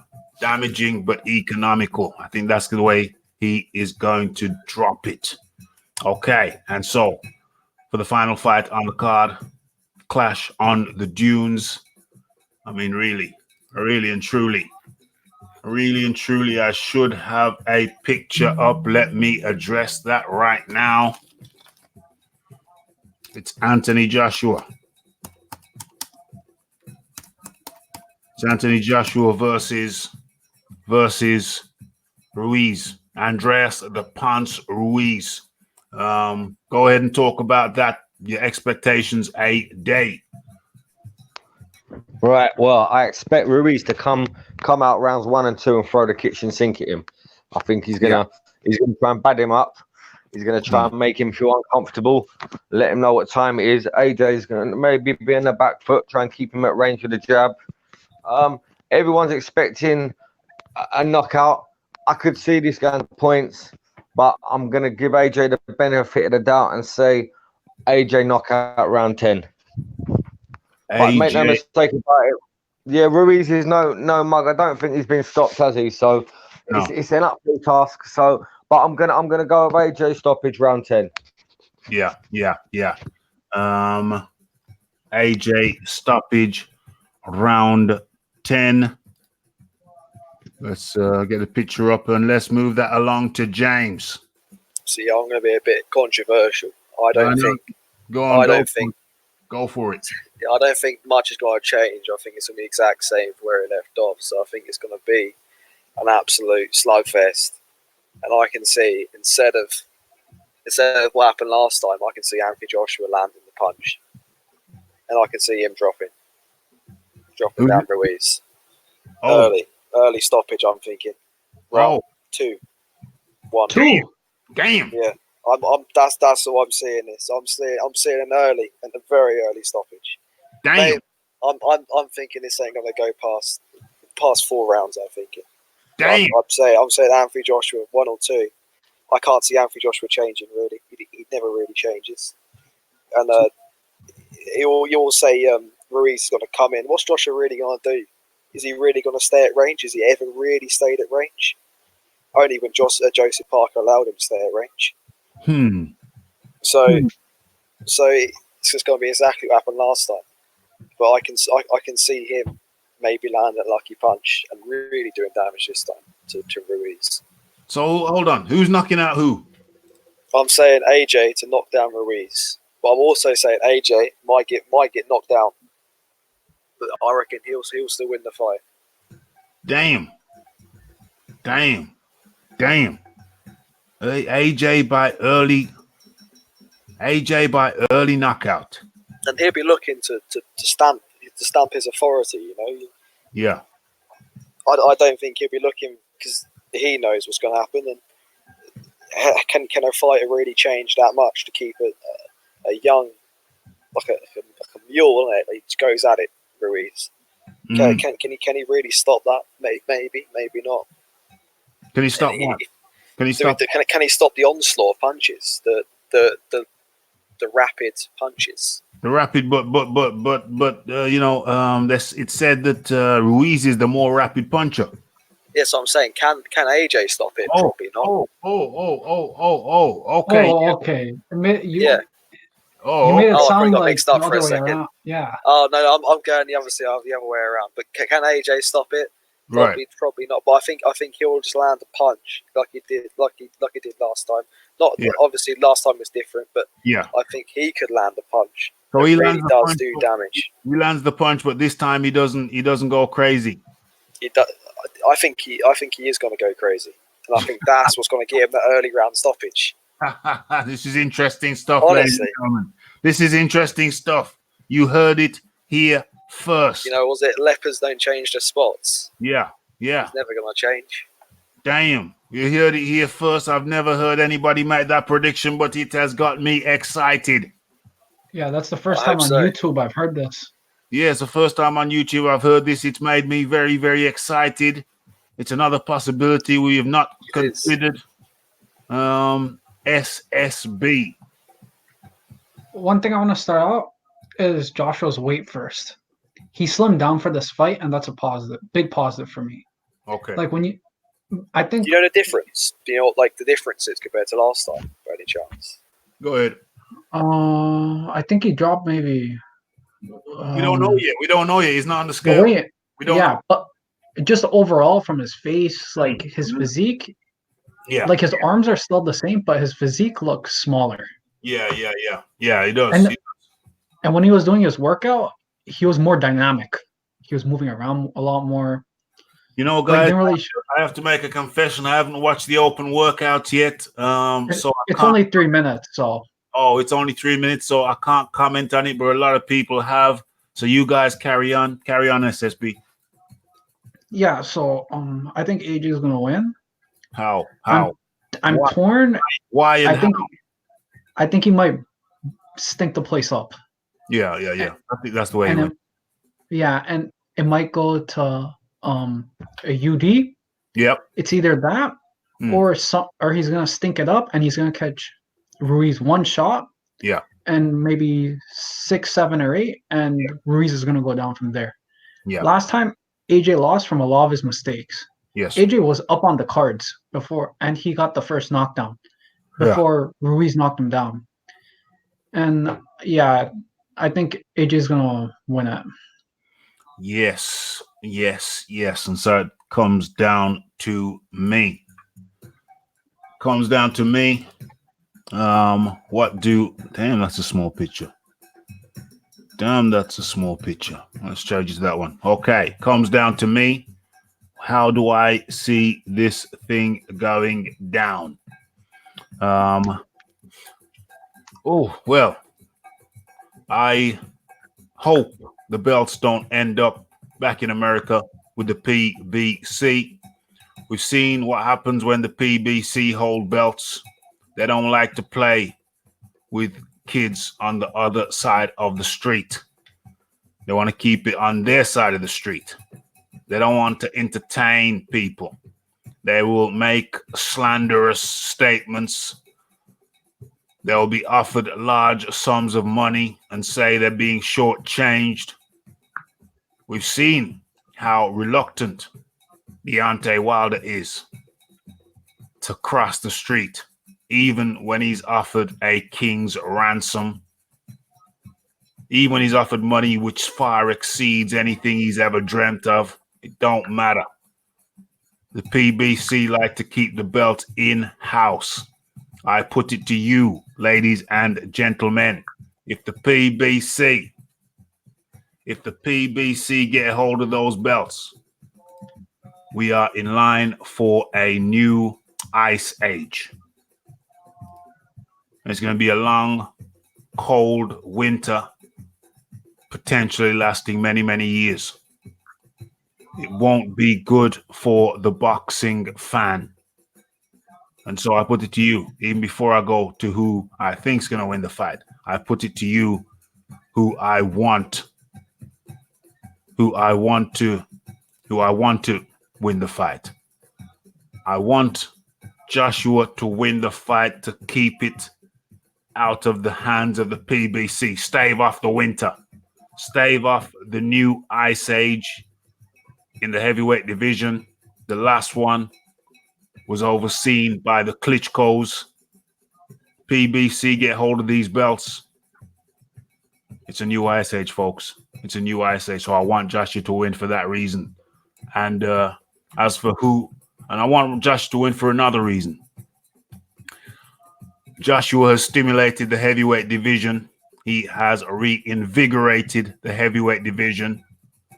And that's great for boxing throughout the divisions, because that helps makes his competitors stars.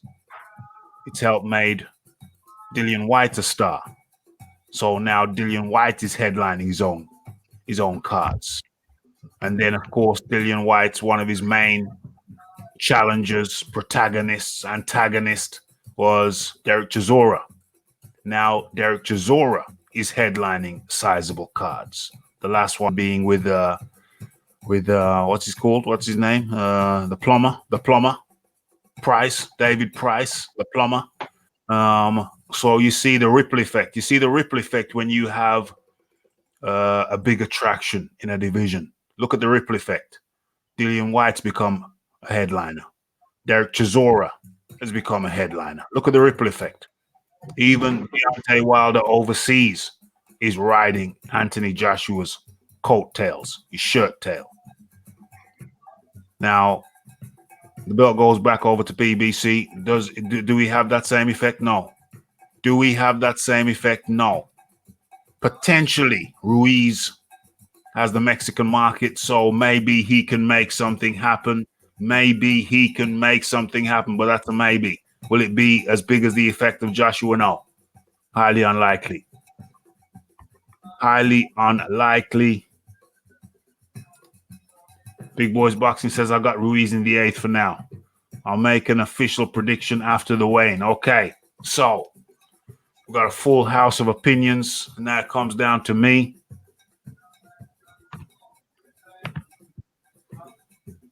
Another interesting point. If Ruiz wins, I hope he faces Wilder. I think Ruiz stops Wilder. Interestingly enough, so do I. I also think Ruiz stops Wilder. Yeah. Who do I think is going to win? Well, the last time I put money on Joshua and he lost. So this time I'm going to have to put some money on Ruiz, and theoretically then he should lose. How do I see Reverse going psychology. Well, if I keep on getting it wrong, that's good for me. So this time I'll put money down on Ruiz, so theoretically he will lose. Joshua, it's a very close fight. It's 50. In my heart, it's 51. In my heart, it's 51% in favor of Ruiz, in my heart. But I have to be clear and honest about it. I want Joshua to win, but I have Ruiz as the 1% favorite. But I hope deeply that Joshua emerges victorious. It's better for the game. I can see how he can win. I can see him using a similar strategy to the one he used against Joseph Parker. I'm just hoping that he's got a little bit more of a dynamic version of that. SSB, you said you saw him in a warming up, etc., etc. And he looked more dynamic. I think he's more dynamic. I think he's been working on dynamism. I have a video titled Anthony Joshua's Ruiz Killer Combo. Anybody who hasn't seen that, I suggest you go check it out after the show. I just see Leighton Evelyn in the building. Yeah, I suggest you go check it out after the show. So, yeah, I see Joshua, in order to win, he's got to keep it intelligent. We know that Joshua can drop Ruiz. He dropped him once. If he didn't freak out and go in for the kill, which was not typical of his performances, if he didn't freak out and go for the kill, who's to say he wouldn't have slow cooked Ruiz? So I say Joshua. I hope it's Joshua by slow cooking Ruiz, getting some nice shots in. He did it once, he can do it again. But instead of rushing in this time, just being nice and intelligent, I think Joshua has been working on all the things he needs to work on to win this fight. That's the key. That's the key. That's the bottom line. I think Joshua has been working on all the things he needs to work on to win this fight, using the angles, more dynamic, more intelligent. And I think he can do it. I think he can do it.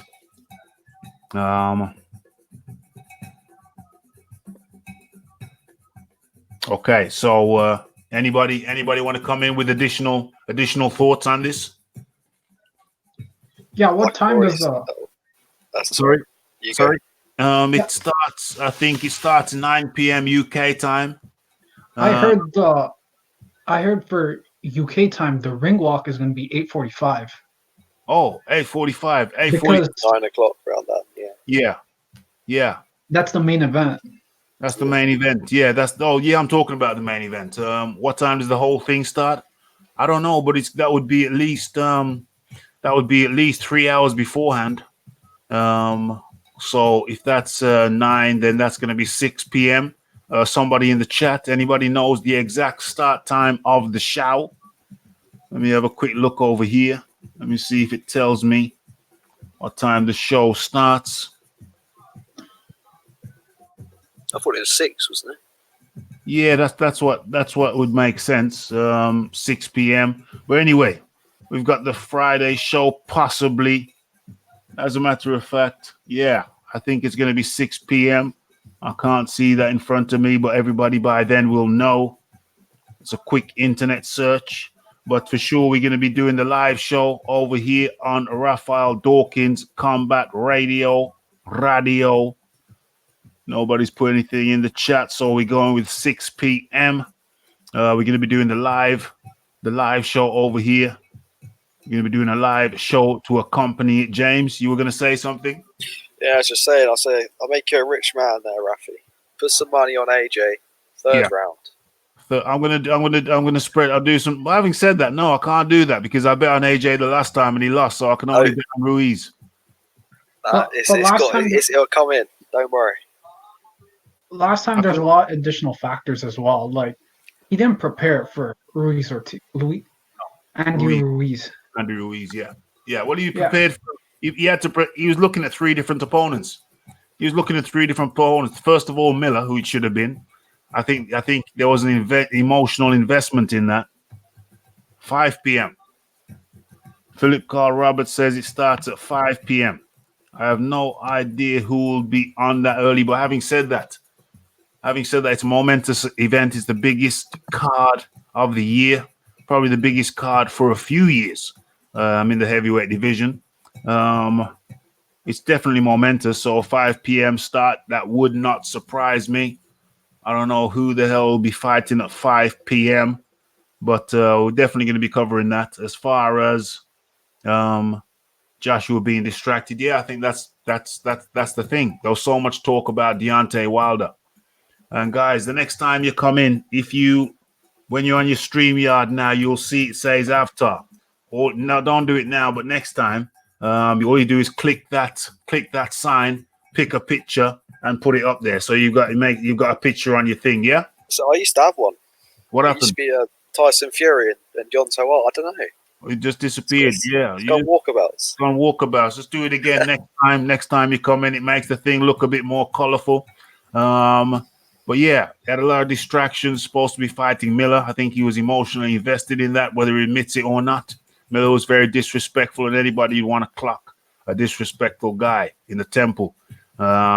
And then it was supposed to be Ortiz. Ortiz had a lot of big talk. Ortiz. Yeah, if Miller drops out, you call me. I'll be ready. You call me. No problem. I don't worry about money. Just call me. Calls him. And no, we don't have time. No, we don't have time to be ready if my management say okay. So all that nonsense, all that foolishness, all that palaver from Ruiz, so he doesn't take. Ortiz, so he doesn't take it. And then Ruiz was your third string guy. By now, Joshua was sick and tired of the pro. Just get anybody in there. Just get anybody in. And was ill prepared and was looking past Ruiz as well. I think he was looking past Ruiz. The difference this time is he's looking at Ruiz, and he's been looking at Ruiz for the last 6 months. So I think it's a whole different ball game. Yeah. Anybody want to come in on that? Just come in, speak freely. Very exciting times, isn't it? It's exciting times. It's very exciting times. What is it now? We're Wednesday, Thursday, Friday, Saturday. We're 3 days away. Thursday, Friday, Saturday. 3 days away. I've got work until 6. So. Well, yeah, you'll still make it. You'll make it. Get in there. Get in there. Home. I'm hopefully booking a table at a pub, so watching there with mates. Well, that's even better. That's even better. It's gonna be 4 o'clock where I'm at then, so I'm gonna have in the to morning? make some. No. PM. Oh, that's fine. That's fine. Well, I wish we had events then. 4 p.m. What's your? Where is your? I live in Toronto, Eastern Standard Time, so. Oh, it's Canada. Yeah. So it's gonna be the same time. Hold on. 5 p.m. over here is 4 p.m. over there. No. So it's. I was saying the main event. Oh, you're talking about. Oh, sorry. Okay. I got you. So, yeah, the main event. Yeah. So you're 5 hours behind. Yeah. Yeah, 5 hours behind. So that's Eastern Standard Time, same as New York. Yeah. Yeah. That's right. Okay. Yeah, you're 5 hours behind. Apparently the card, the event starts at 4 p.m. Apparently. Sky Broadcast box office will. Sky Sports box office will begin their broadcast at 5 p.m. Greenwich Mean Time. That's UK. That's UK. They'll probably have a warm-up fight before that on YouTube, but the UK thing starts at 5 p.m. Greenwich Mean Time. That's 5 p.m. over here. That's 12 midday for you guys over there. And the main card starts at, it'll be 9 p.m. over here.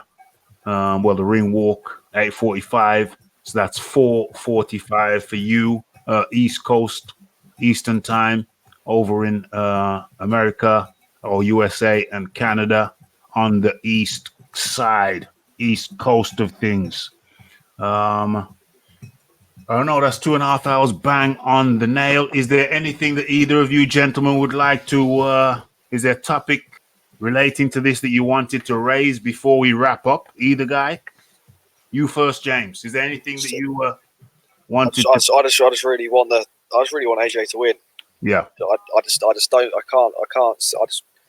don't want to see boxing be PBC like 24/7, 100%. Wilder versus his 48 bums. Oh, He'll have lined up. horrible. It'll be torture. Absolute bloody torture.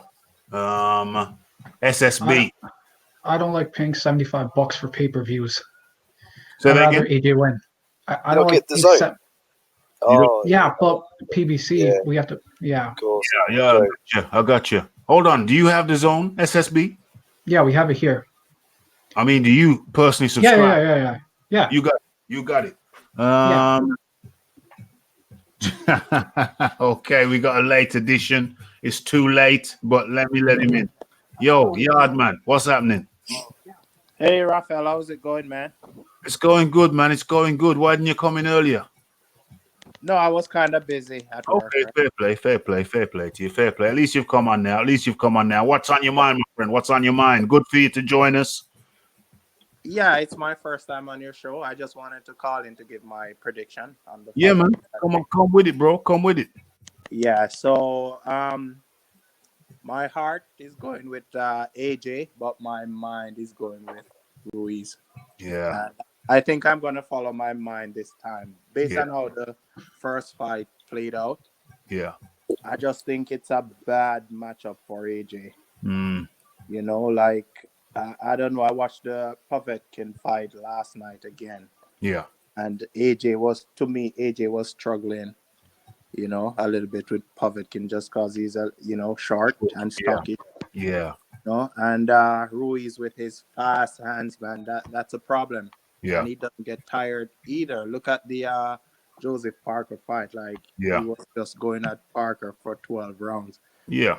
Also, I don't know, man. I think AJ's stamina is going to fail him in the later rounds. And Well, you know he's dropped some weight, though.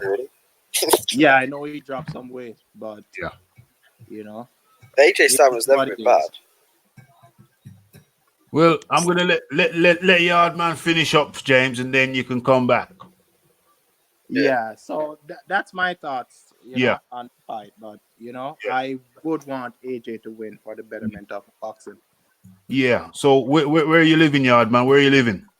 Oh, I'm living in Vancouver, Canada. Vancouver, Canada. Okay. And so do you have the zone?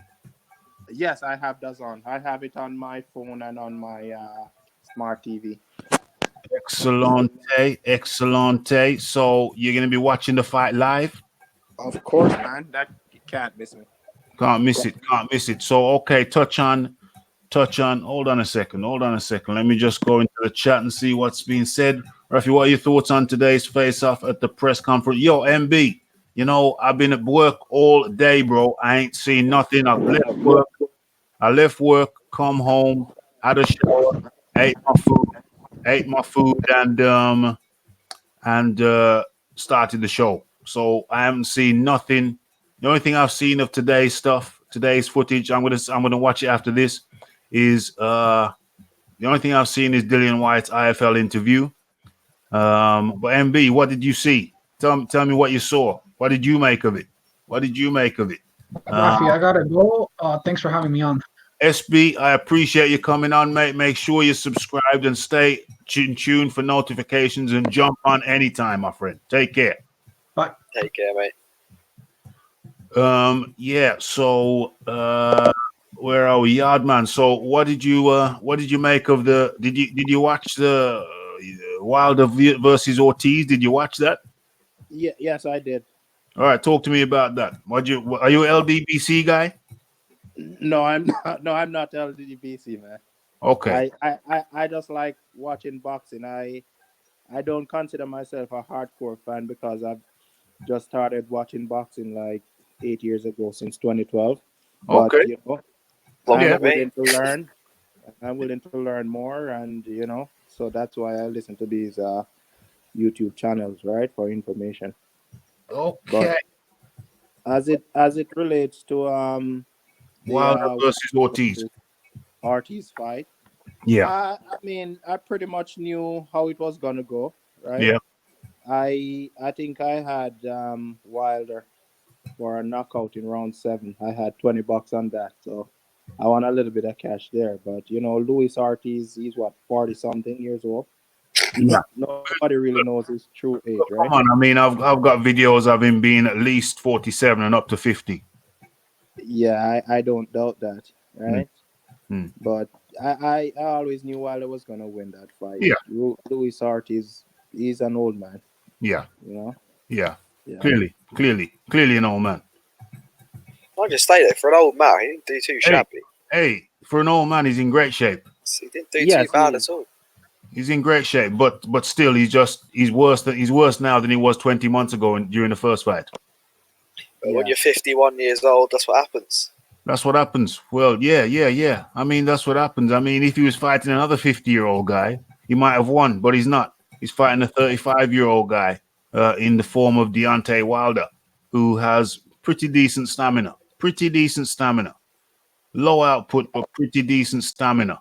And so, yeah. So, what else is there to say? Final words, James. Final words. I can't believe, because I don't think I spoke to you about that last fight. I can't believe how terrible that fight was. Which one? That Wilder and Ortiz. It's horrible. It's horrible. It was a terrible fight. The fact that Wilder's meant to be the champion and he didn't do anything throughout the fight, and he produced one punch. Well, you see, that's okay. Well, since you mentioned that, then we might as well. And we got my fellow Yardman over here, originally from Jamaica. Well, Dillian Whyte versus Wilder. How do you see that one going down, Yardman? I see Wilder knocking out Dillian Whyte brutally. Knocking out our fellow Yardman. Knocking out our fellow Yardman. No, it has nothing to do with where he's from, you know. Okay. But you know, just how I see the fight. Remember, styles make fights, right? Yeah. And like Dillian Whyte was rocked by what's his name? Is he Cuban or Puerto Rican? Rivas, the last fight he had. Well, Rivas is a quality fighter, though. I know. He wasn't rocked. He was dropped. Yeah, and he was also dropped by Parker, right? Yeah. And was he dropped by Chisora? Yeah. No. Yeah, right. So pretty much Dillian Whyte has been dropped in. I think he wasn't. Was he? I can't. I think he got hurt. He wasn't dropped by Chisora. I don't think. Was he? No, that was it. He got really gassed, didn't he?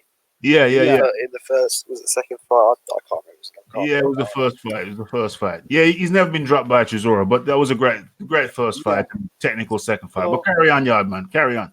Yeah. So in my mind, I'm thinking like, you know, we talk about Wilder and we say he doesn't have any boxing skills, but you know, he has that equalizer. And at the end of the day, whether we like it or not, he's one of the top heavyweights. So if those guys can touch Dillian Whyte, I'm pretty sure Wilder is going to touch him at some point. Who beats Wilder then? Who does beat Wilder? Because you say styles make fight. Who does beat Wilder's style? Who? Andy Ruiz. Andy Ruiz, really? Yeah. Yeah. Because that style, it don't matter. It don't matter who you are. You could be the best boxer in the world. If he connects with one punch, he knocks you out. That's his style. It doesn't matter who you are. You could be Rocky Balboa. It doesn't matter who you are. Come back on that, Yardman. Can you repeat the question, sir? Oh, he said it doesn't matter who you are. If Wilder catches you, you're going rockabye, baby. Yeah. So So he's saying, why are you picking Ruiz to beat Wilder? Because of Ruiz's style, right? Yeah. And his amateur pedigree, like the way he boxes, man. It's gonna be hard for these guys to beat him. So he can take a punch then, Ruiz. Yeah. Of course he can take a punch. Didn't you see AJ landed flush when he got up in the third round, and he just walked AJ down? Yeah, he can take a shot. Ruiz can take. I can't see Wilder losing really. Not. I just can't see him losing. He had to do every single fight. I think Dillian Whyte can beat him. Dillian Whyte can beat him. With you see, the thing is, how good is Wilder's chin? But probably not very good. I've seen him rocked a couple of times before. You've seen him rocked. We've all seen Wilder rocked. Now, Yeah. Are you telling me that Dillian Whyte can't starch Wilder if he catches him? Yes, he can. They can all knock each other out, man. They can all knock each other out. It's heavyweight boxing. They can all knock each other out. And I think the reason Deontay Wilder doesn't want nothing to do with Dillian Whyte, even for his biggest payday, is because he knows that Dillian Whyte can starch him, spread him out on the canvas. That is right. So, and remember, I have Deontay Wilder down and his team down as risk averse. They don't like taking risks. Deontay Wilder is never the B-side. He don't accept fights if he's the B-side. Yeah, that's right. Because they are risk averse. They're very clever matchmaking, cherry picking extraordinaire. And that's why he has been pretty much a low caliber fighter in terms of his celebrity, because he's taken cherry-picked fights and he's never been the B side. He's never been he's always the A side, never the B side. And that's his character as well, though. Sorry? Isn't it his character as well? His whole character, demeanor as well, isn't the most likable. Well, his demeanor isn't the most media friendly. You're saying you got to kill people. No, it's not gonna make you like people. It's not gonna get people to like you, is it? Yeah, you're talking about bodies. It's not the best thing to get endorsements and what have you. The fact that he's never been the B side, he's always the A side. We'll get some crackling. There's always the A side.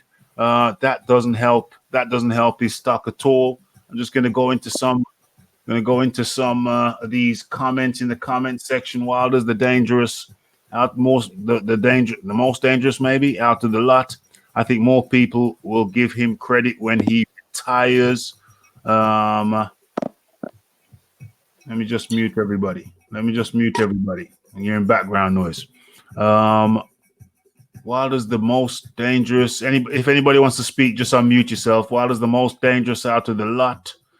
The most dangerous. That's a whole different show, man. I don't even want to touch that because we could talk about that. I'll touch on it quickly. Dangerous. He probably has the lowest punch output out of the lot. You mean he's got a one punch finish? Yeah, he can one punch finish people, but is he the most dangerous out of the lot when there's certain areas in where he lacks on the inside game? I don't know if he's the most dangerous, but I do understand what you are saying. That's why I never get credit, because this is the whole point about Wilder. If he's got no boxing skill, he'd never get credit, would he? Well, there you go. He's not a good boxer. He'd never get the credit. This is boxing after all. Yeah. This is boxing after all. Wilder sticks to what he's good at. Yeah, but you might need to be more complete. He may need to be more complete. No, Chisora didn't drop him. I think Whyte could beat Wilder with body shots. Yeah, going down, upstairs, downstairs. Upstairs, downstairs. Rivas beat Ruiz in the amateurs. Yeah, let's not forget Rivas beat Ruiz in the amateurs. AJ got greedy for the kill in the third round. He won't make that same mistake. That is exactly my opinion. Exactly. Wilder can end the fight in one punch. Yeah, come in. If you want to come in, Yardman, Wilder can end the fight in one punch. He's aggressive. He doesn't try and change his formula. Yeah, well, it's cracking the riddle, isn't it? Cracking the riddle. Yardman, what did you want to say? Yeah, so like 3 years ago, I used to watch like Deontay Wilder's highlights on Facebook and on YouTube, and that's when I got drawn to him. Okay. And they started discussing the AJ fight and him fighting what's the guy's name? Ortiz? Povetkin, yeah. Povetkin. Yeah. And then like I was watching interviews back and forth between what's his name? Eddie Hearn. Shelly Finkel. And what's Lou DeBilla? Promoter. What's his name? Lou DeBilla? Yeah. Lou DeBilla. And then that's when I started withdrawing from Wilder, because I could see where like his team were the ones that were trying not to make the fight. Interesting. Right? Interesting. Yeah. I remember when Wilder, like, nobody knew him, and Eddie Hearn was offering him like what, 15 million? 15 million, yeah. To fight. Yeah, and they turned down the offer. Yeah. And then I saw him fight on Showtime for what? I think it was $1 million flat. And I'm like, your highest pay is $1 million, and you're offered 15 times that, and you're gonna turn it down. Yeah. You know, as Floyd Mayweather said, he was the B side when he fought De La Hoya. Yeah. But when he beat De La Hoya, he became the A side. Yeah. And he's still his. Yeah. So, you know, sometimes in life, you gotta, you know, be the B side. Yes. If you're sure about yourself, right? Yes. So that's the reason when I started, you know, withdrawing, not rooting for Deontay Wilder, because if he thinks he's the best, all he had to do was just take the fight, beat AJ, right? Then he becomes the A side. Yeah. Right? Yeah. So, yeah. Yeah. So I think it's blatantly clear to any impartial person, it's blatantly clear that Deontay Wilder is full of lies, full of nonsense, full of garbaggio.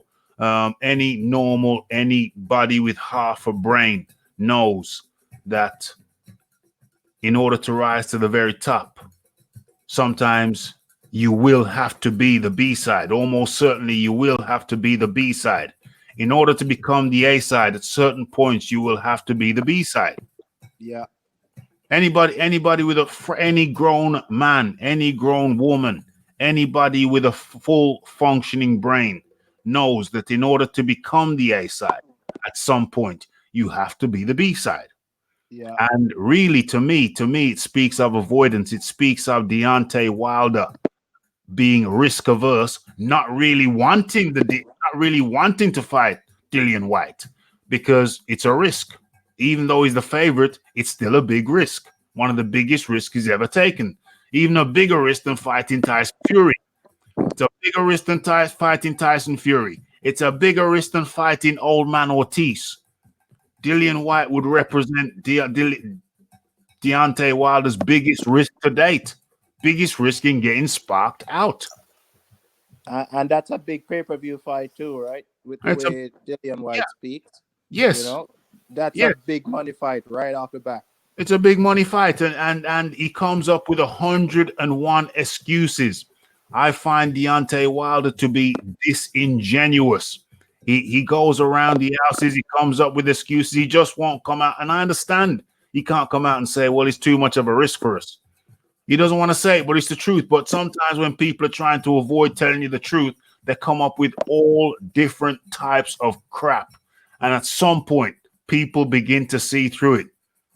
And it is my position that Deontay Wilder, even though he would go into the fight with Dillian Whyte as a favorite, it's too big of a risk for him and his team, and they don't want it. I don't think he wants to fight Anthony Joshua either. Why? For the same reason. Him and his team are risk averse. They say, why make one big purse for one fight when you could make smaller purses and build a great legacy? I think that's the conversation they have.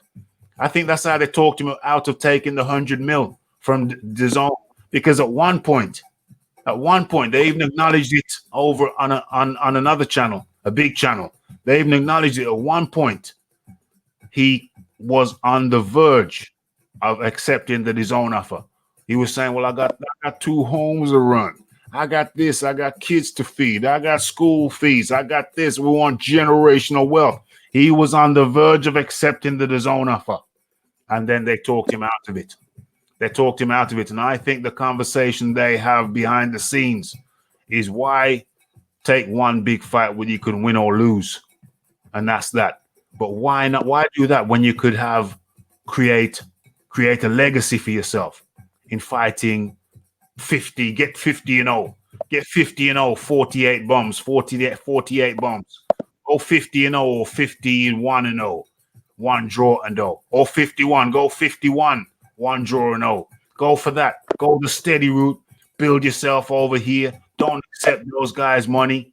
You know, do it that way. And I think that is the conversation that they have with him behind the scenes. And I can see James is itching to get in. No, I'm messing around with the meat, but I don't think he is though. He took the Tyson Fury fight, and he's took the rematch. I don't think he's risk averse. I think it's calculated risk, along with he knows his legacy. He knows what he's got to do. You wait for it because AJ will never last. His hype will never last. He probably thinking because you got to think about he's not got the same mind as you, so he might be thinking it a different way, a different angle. That he might have obligations he's got to fill, so that's why he's not. He's taking the Tyson Fury fight, and he drew to him last time. He's taking the rematch, so a lot of people say he lost. So he's not like he's that risk adverse. I'd say. Well, can Fury knock Wilder out? But can Fury beat Wilder? And if Fury beats Wilder, that's it. No, can Fury knock Wilder out?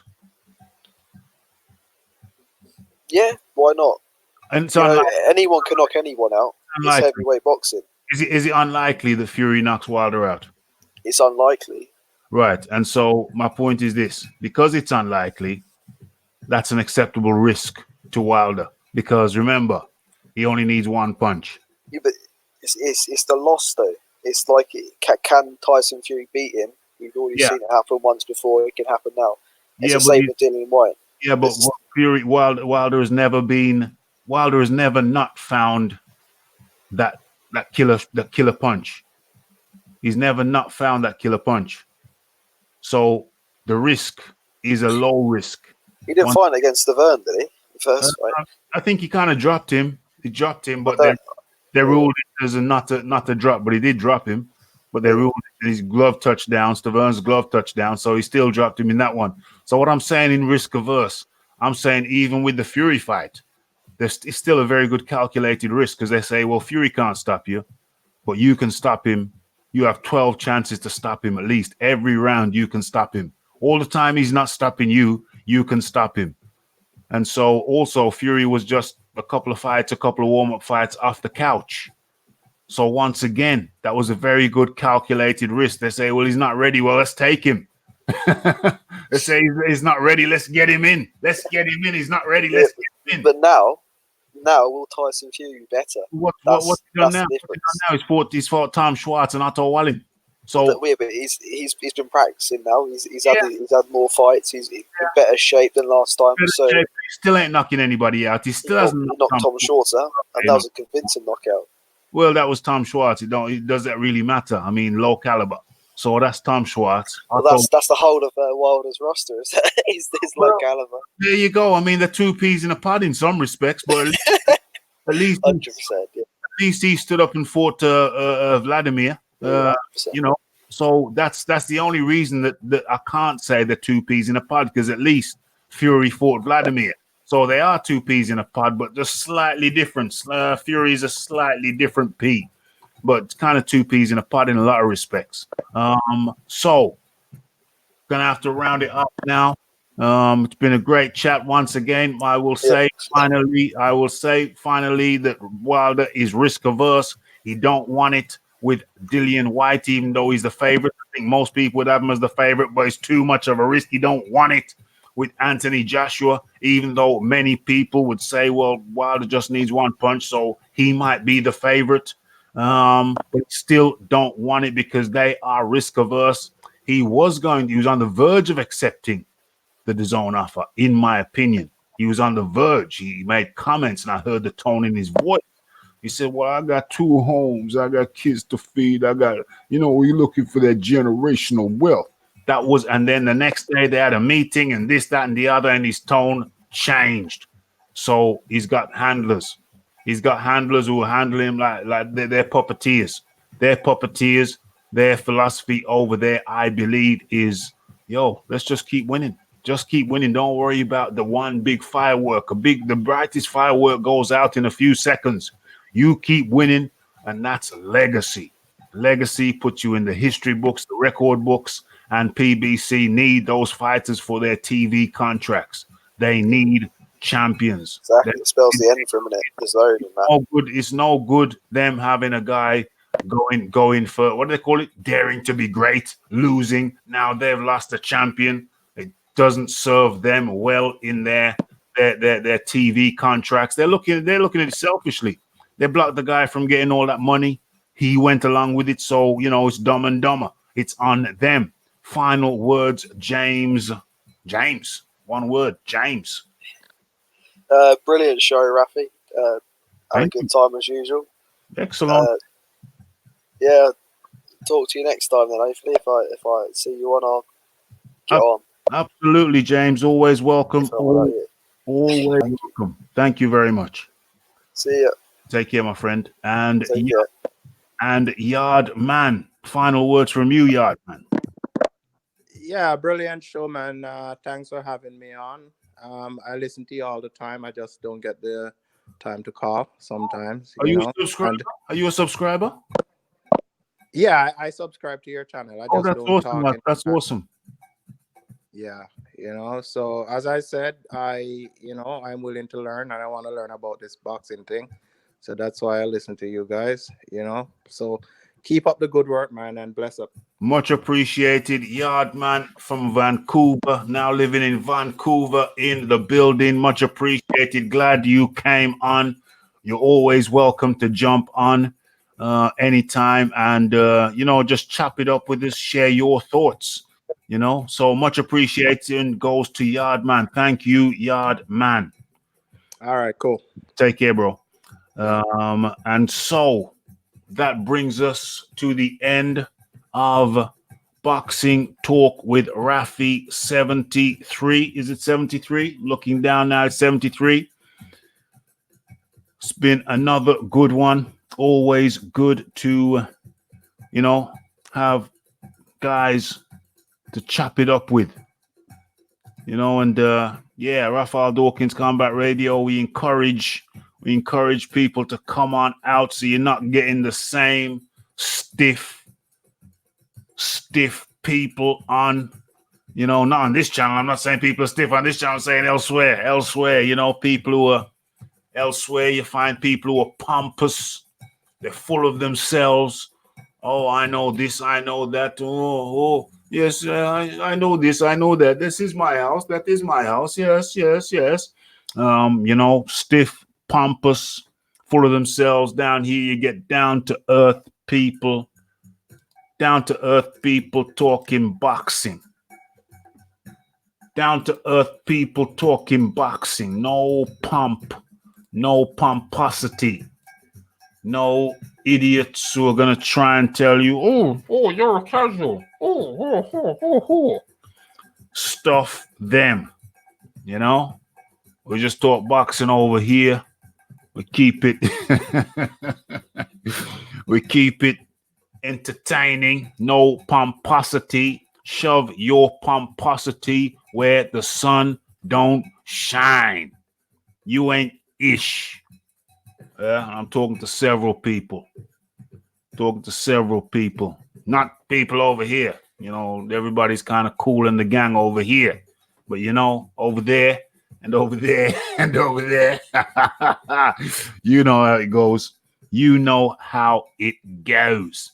Been great chopping it up with, what was the sequence? How did people come in? How did he come? Oh, Don ZB. Shout out to Don ZB, the LDBC representative. Don and I, we have very different opinions. We're on opposite ends of the spectrum, but I still rate Don because, he clicks the link and he gets on. and he shares his thoughts. So appreciation goes out to Don ZB. And then who came in? I think it was Yardman. I think it could have been Yardman. I think Yardman came in for a few seconds, but I was suspicious of him. Came in under a different name. I was suspicious. Who is this cat? Who is this character? Came back in later at the end, but it turned out Cool and the gang. So that was Yardman. Much appreciation. And then I think we had Big Boys Boxing. Yeah, we had Big Boys Boxing. Much appreciation. Then we had Phil Walker. Damn, I'm losing count. Phil Walker. And then I think we had James. And then Yardman came back in under Yardman. And that was the full crew. Full crew on here tonight on Boxing Talk with Raphie, where we talked about Dillian Whyte's words to Wilder. Wilder is an idiot. If you haven't checked out that interview on IFL, go check it out. I can't say I listened to every second of it. I skipped out certain bits, just chop, move to where I want it to be. That was well entertaining. Go check that out on IFL. And then, of course, we talked about a lot of things Wilder related. Wilder, in my opinion, is riding the shirt tail of Anthony Joshua. He's riding his shirt tail. There's no doubt about it. Riding his shirt tail. Wilder is risk averse. Wilder and his team are risk averse. They don't want to take no risk. They want to get to 51-1-0. Wilder is a shaper. He's a shaper. Talks a lot of crap. Talks like he wants the Dillian Whyte fight. He wants nothing to do with Dillian Whyte. They have a plan for him. It doesn't include Dillian Whyte. They can fight easier people. Get less money in return, but still heading towards that 51-1-0. He's a shaper. Wilder is a shaper. Talking about, Joshua, they're not offering me enough money. Bull-ish. They inflate what they're paying Wilder to make it look as if he may deserve anything close to parity with Anthony Joshua. It's inflated figures. It's bull-ish. Yeah, it's bull-ish. They're like bullfrogs, just puffing themselves up. Just puffing themselves up. They don't really want it. They don't want it with the Brits. They don't want it with White. They don't want it with Joshua. Look at this LDBC guy. Look at this LDBC guy coming in late in the day. Shall I drop the link for the LDBC guy? Should I drop the link for the LDBC guy and do some overtime? I'm asking you, the chat. Should I drop the link for the LDBC guy and do some overtime? The chat is quiet. What's going on?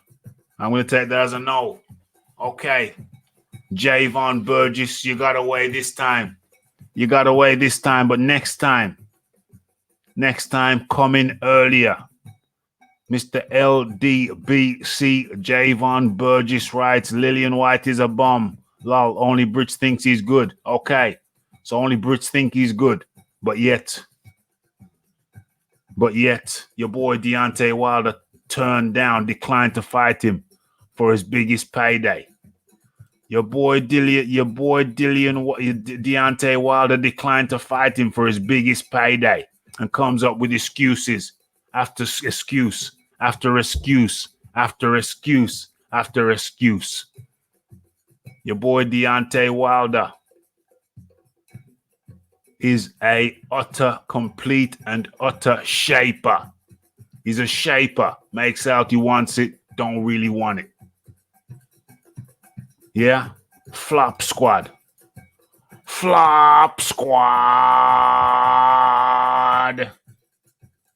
That's what it is. Yeah. So next time, Javon Burgess.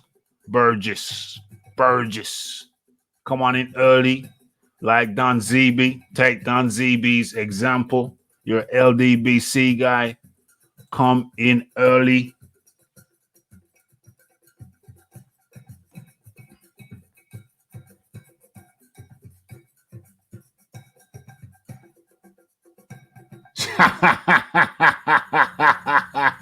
Javon Burgess is getting kind of irate. He's getting kind of irate.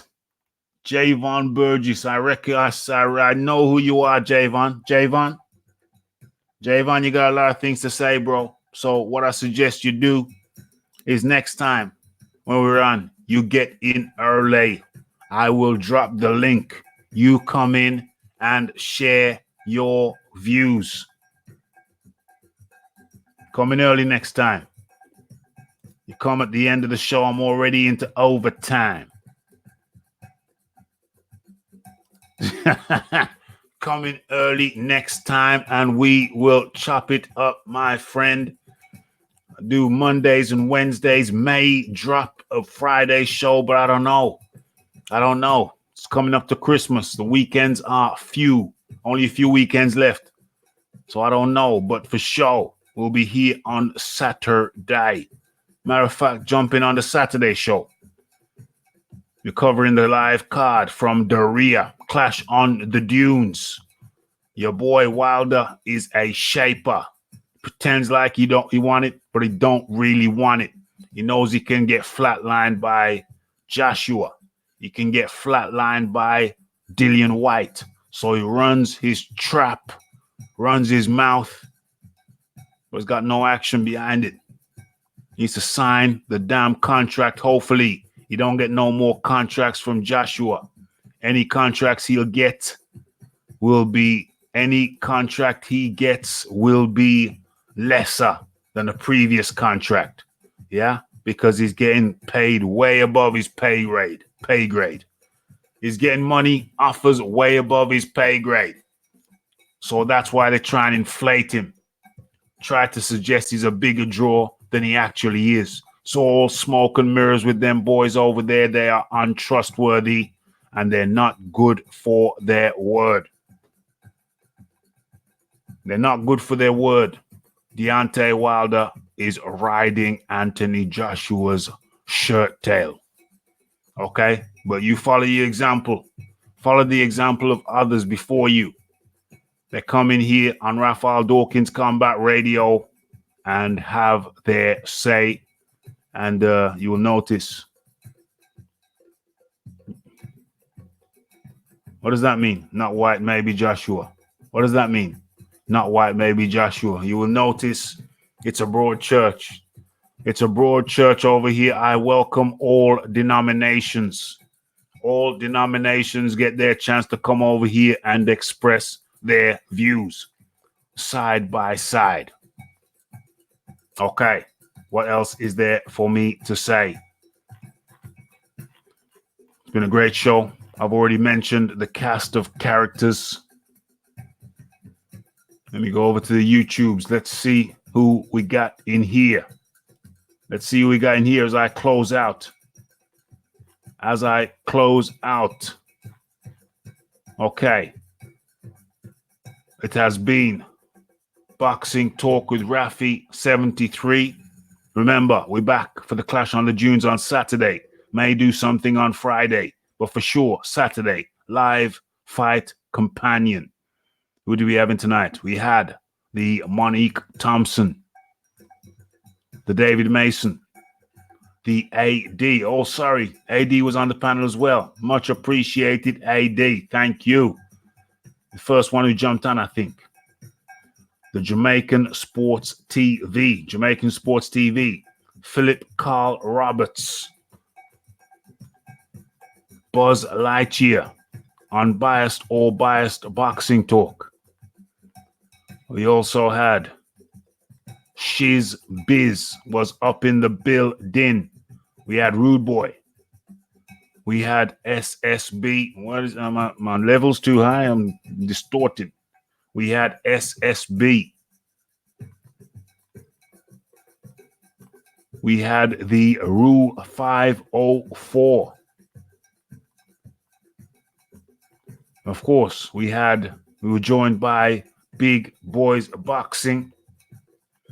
Good to see Ped make a rare cameo appearance.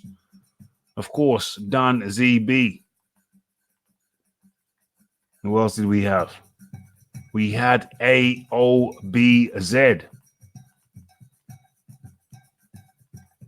And had another LDBC guy in the form of Marcus Collins. Decided to make the same comment over and over and over again. It just took me one click to stop that mess. Took me one click to stop that mess, and it was over. Okay, yeah, that's it. That was the list of characters that came to join us today. And of course, Dr. Wu Duck. Leighton Evelyn. How could I forget Leighton? Leighton popped in. Who else? P. Folks. P. Folks could be an LDBC guy. Could be. All denominations welcome over here to Broad Church. And of course, how could I forget?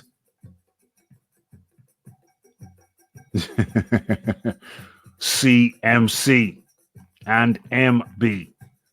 And of course, latterly, we had Javon Burgess. We had Javon Burgess, one of the American guys, an American guy, Javon Burgess. Link in the chat next time. You're always welcome to jump on and share your point of view. Okay, and that has been Boxing Talk with Raphie 78. Much appreciation goes out to all the panelists. Much appreciation goes out to all of you who took the time out of your day to come and share it over here. And of course, we'll be back for the Saturday show, the momentous occasion when Anthony Joshua attempts to reclaim his throne. And all that's left for me to say is be sure to tune in. Smash that like button. Smash that subscribe button. Don't be afraid to hit that PayPal button. Make a contribution. And with that said, all that's left to be said is blessed.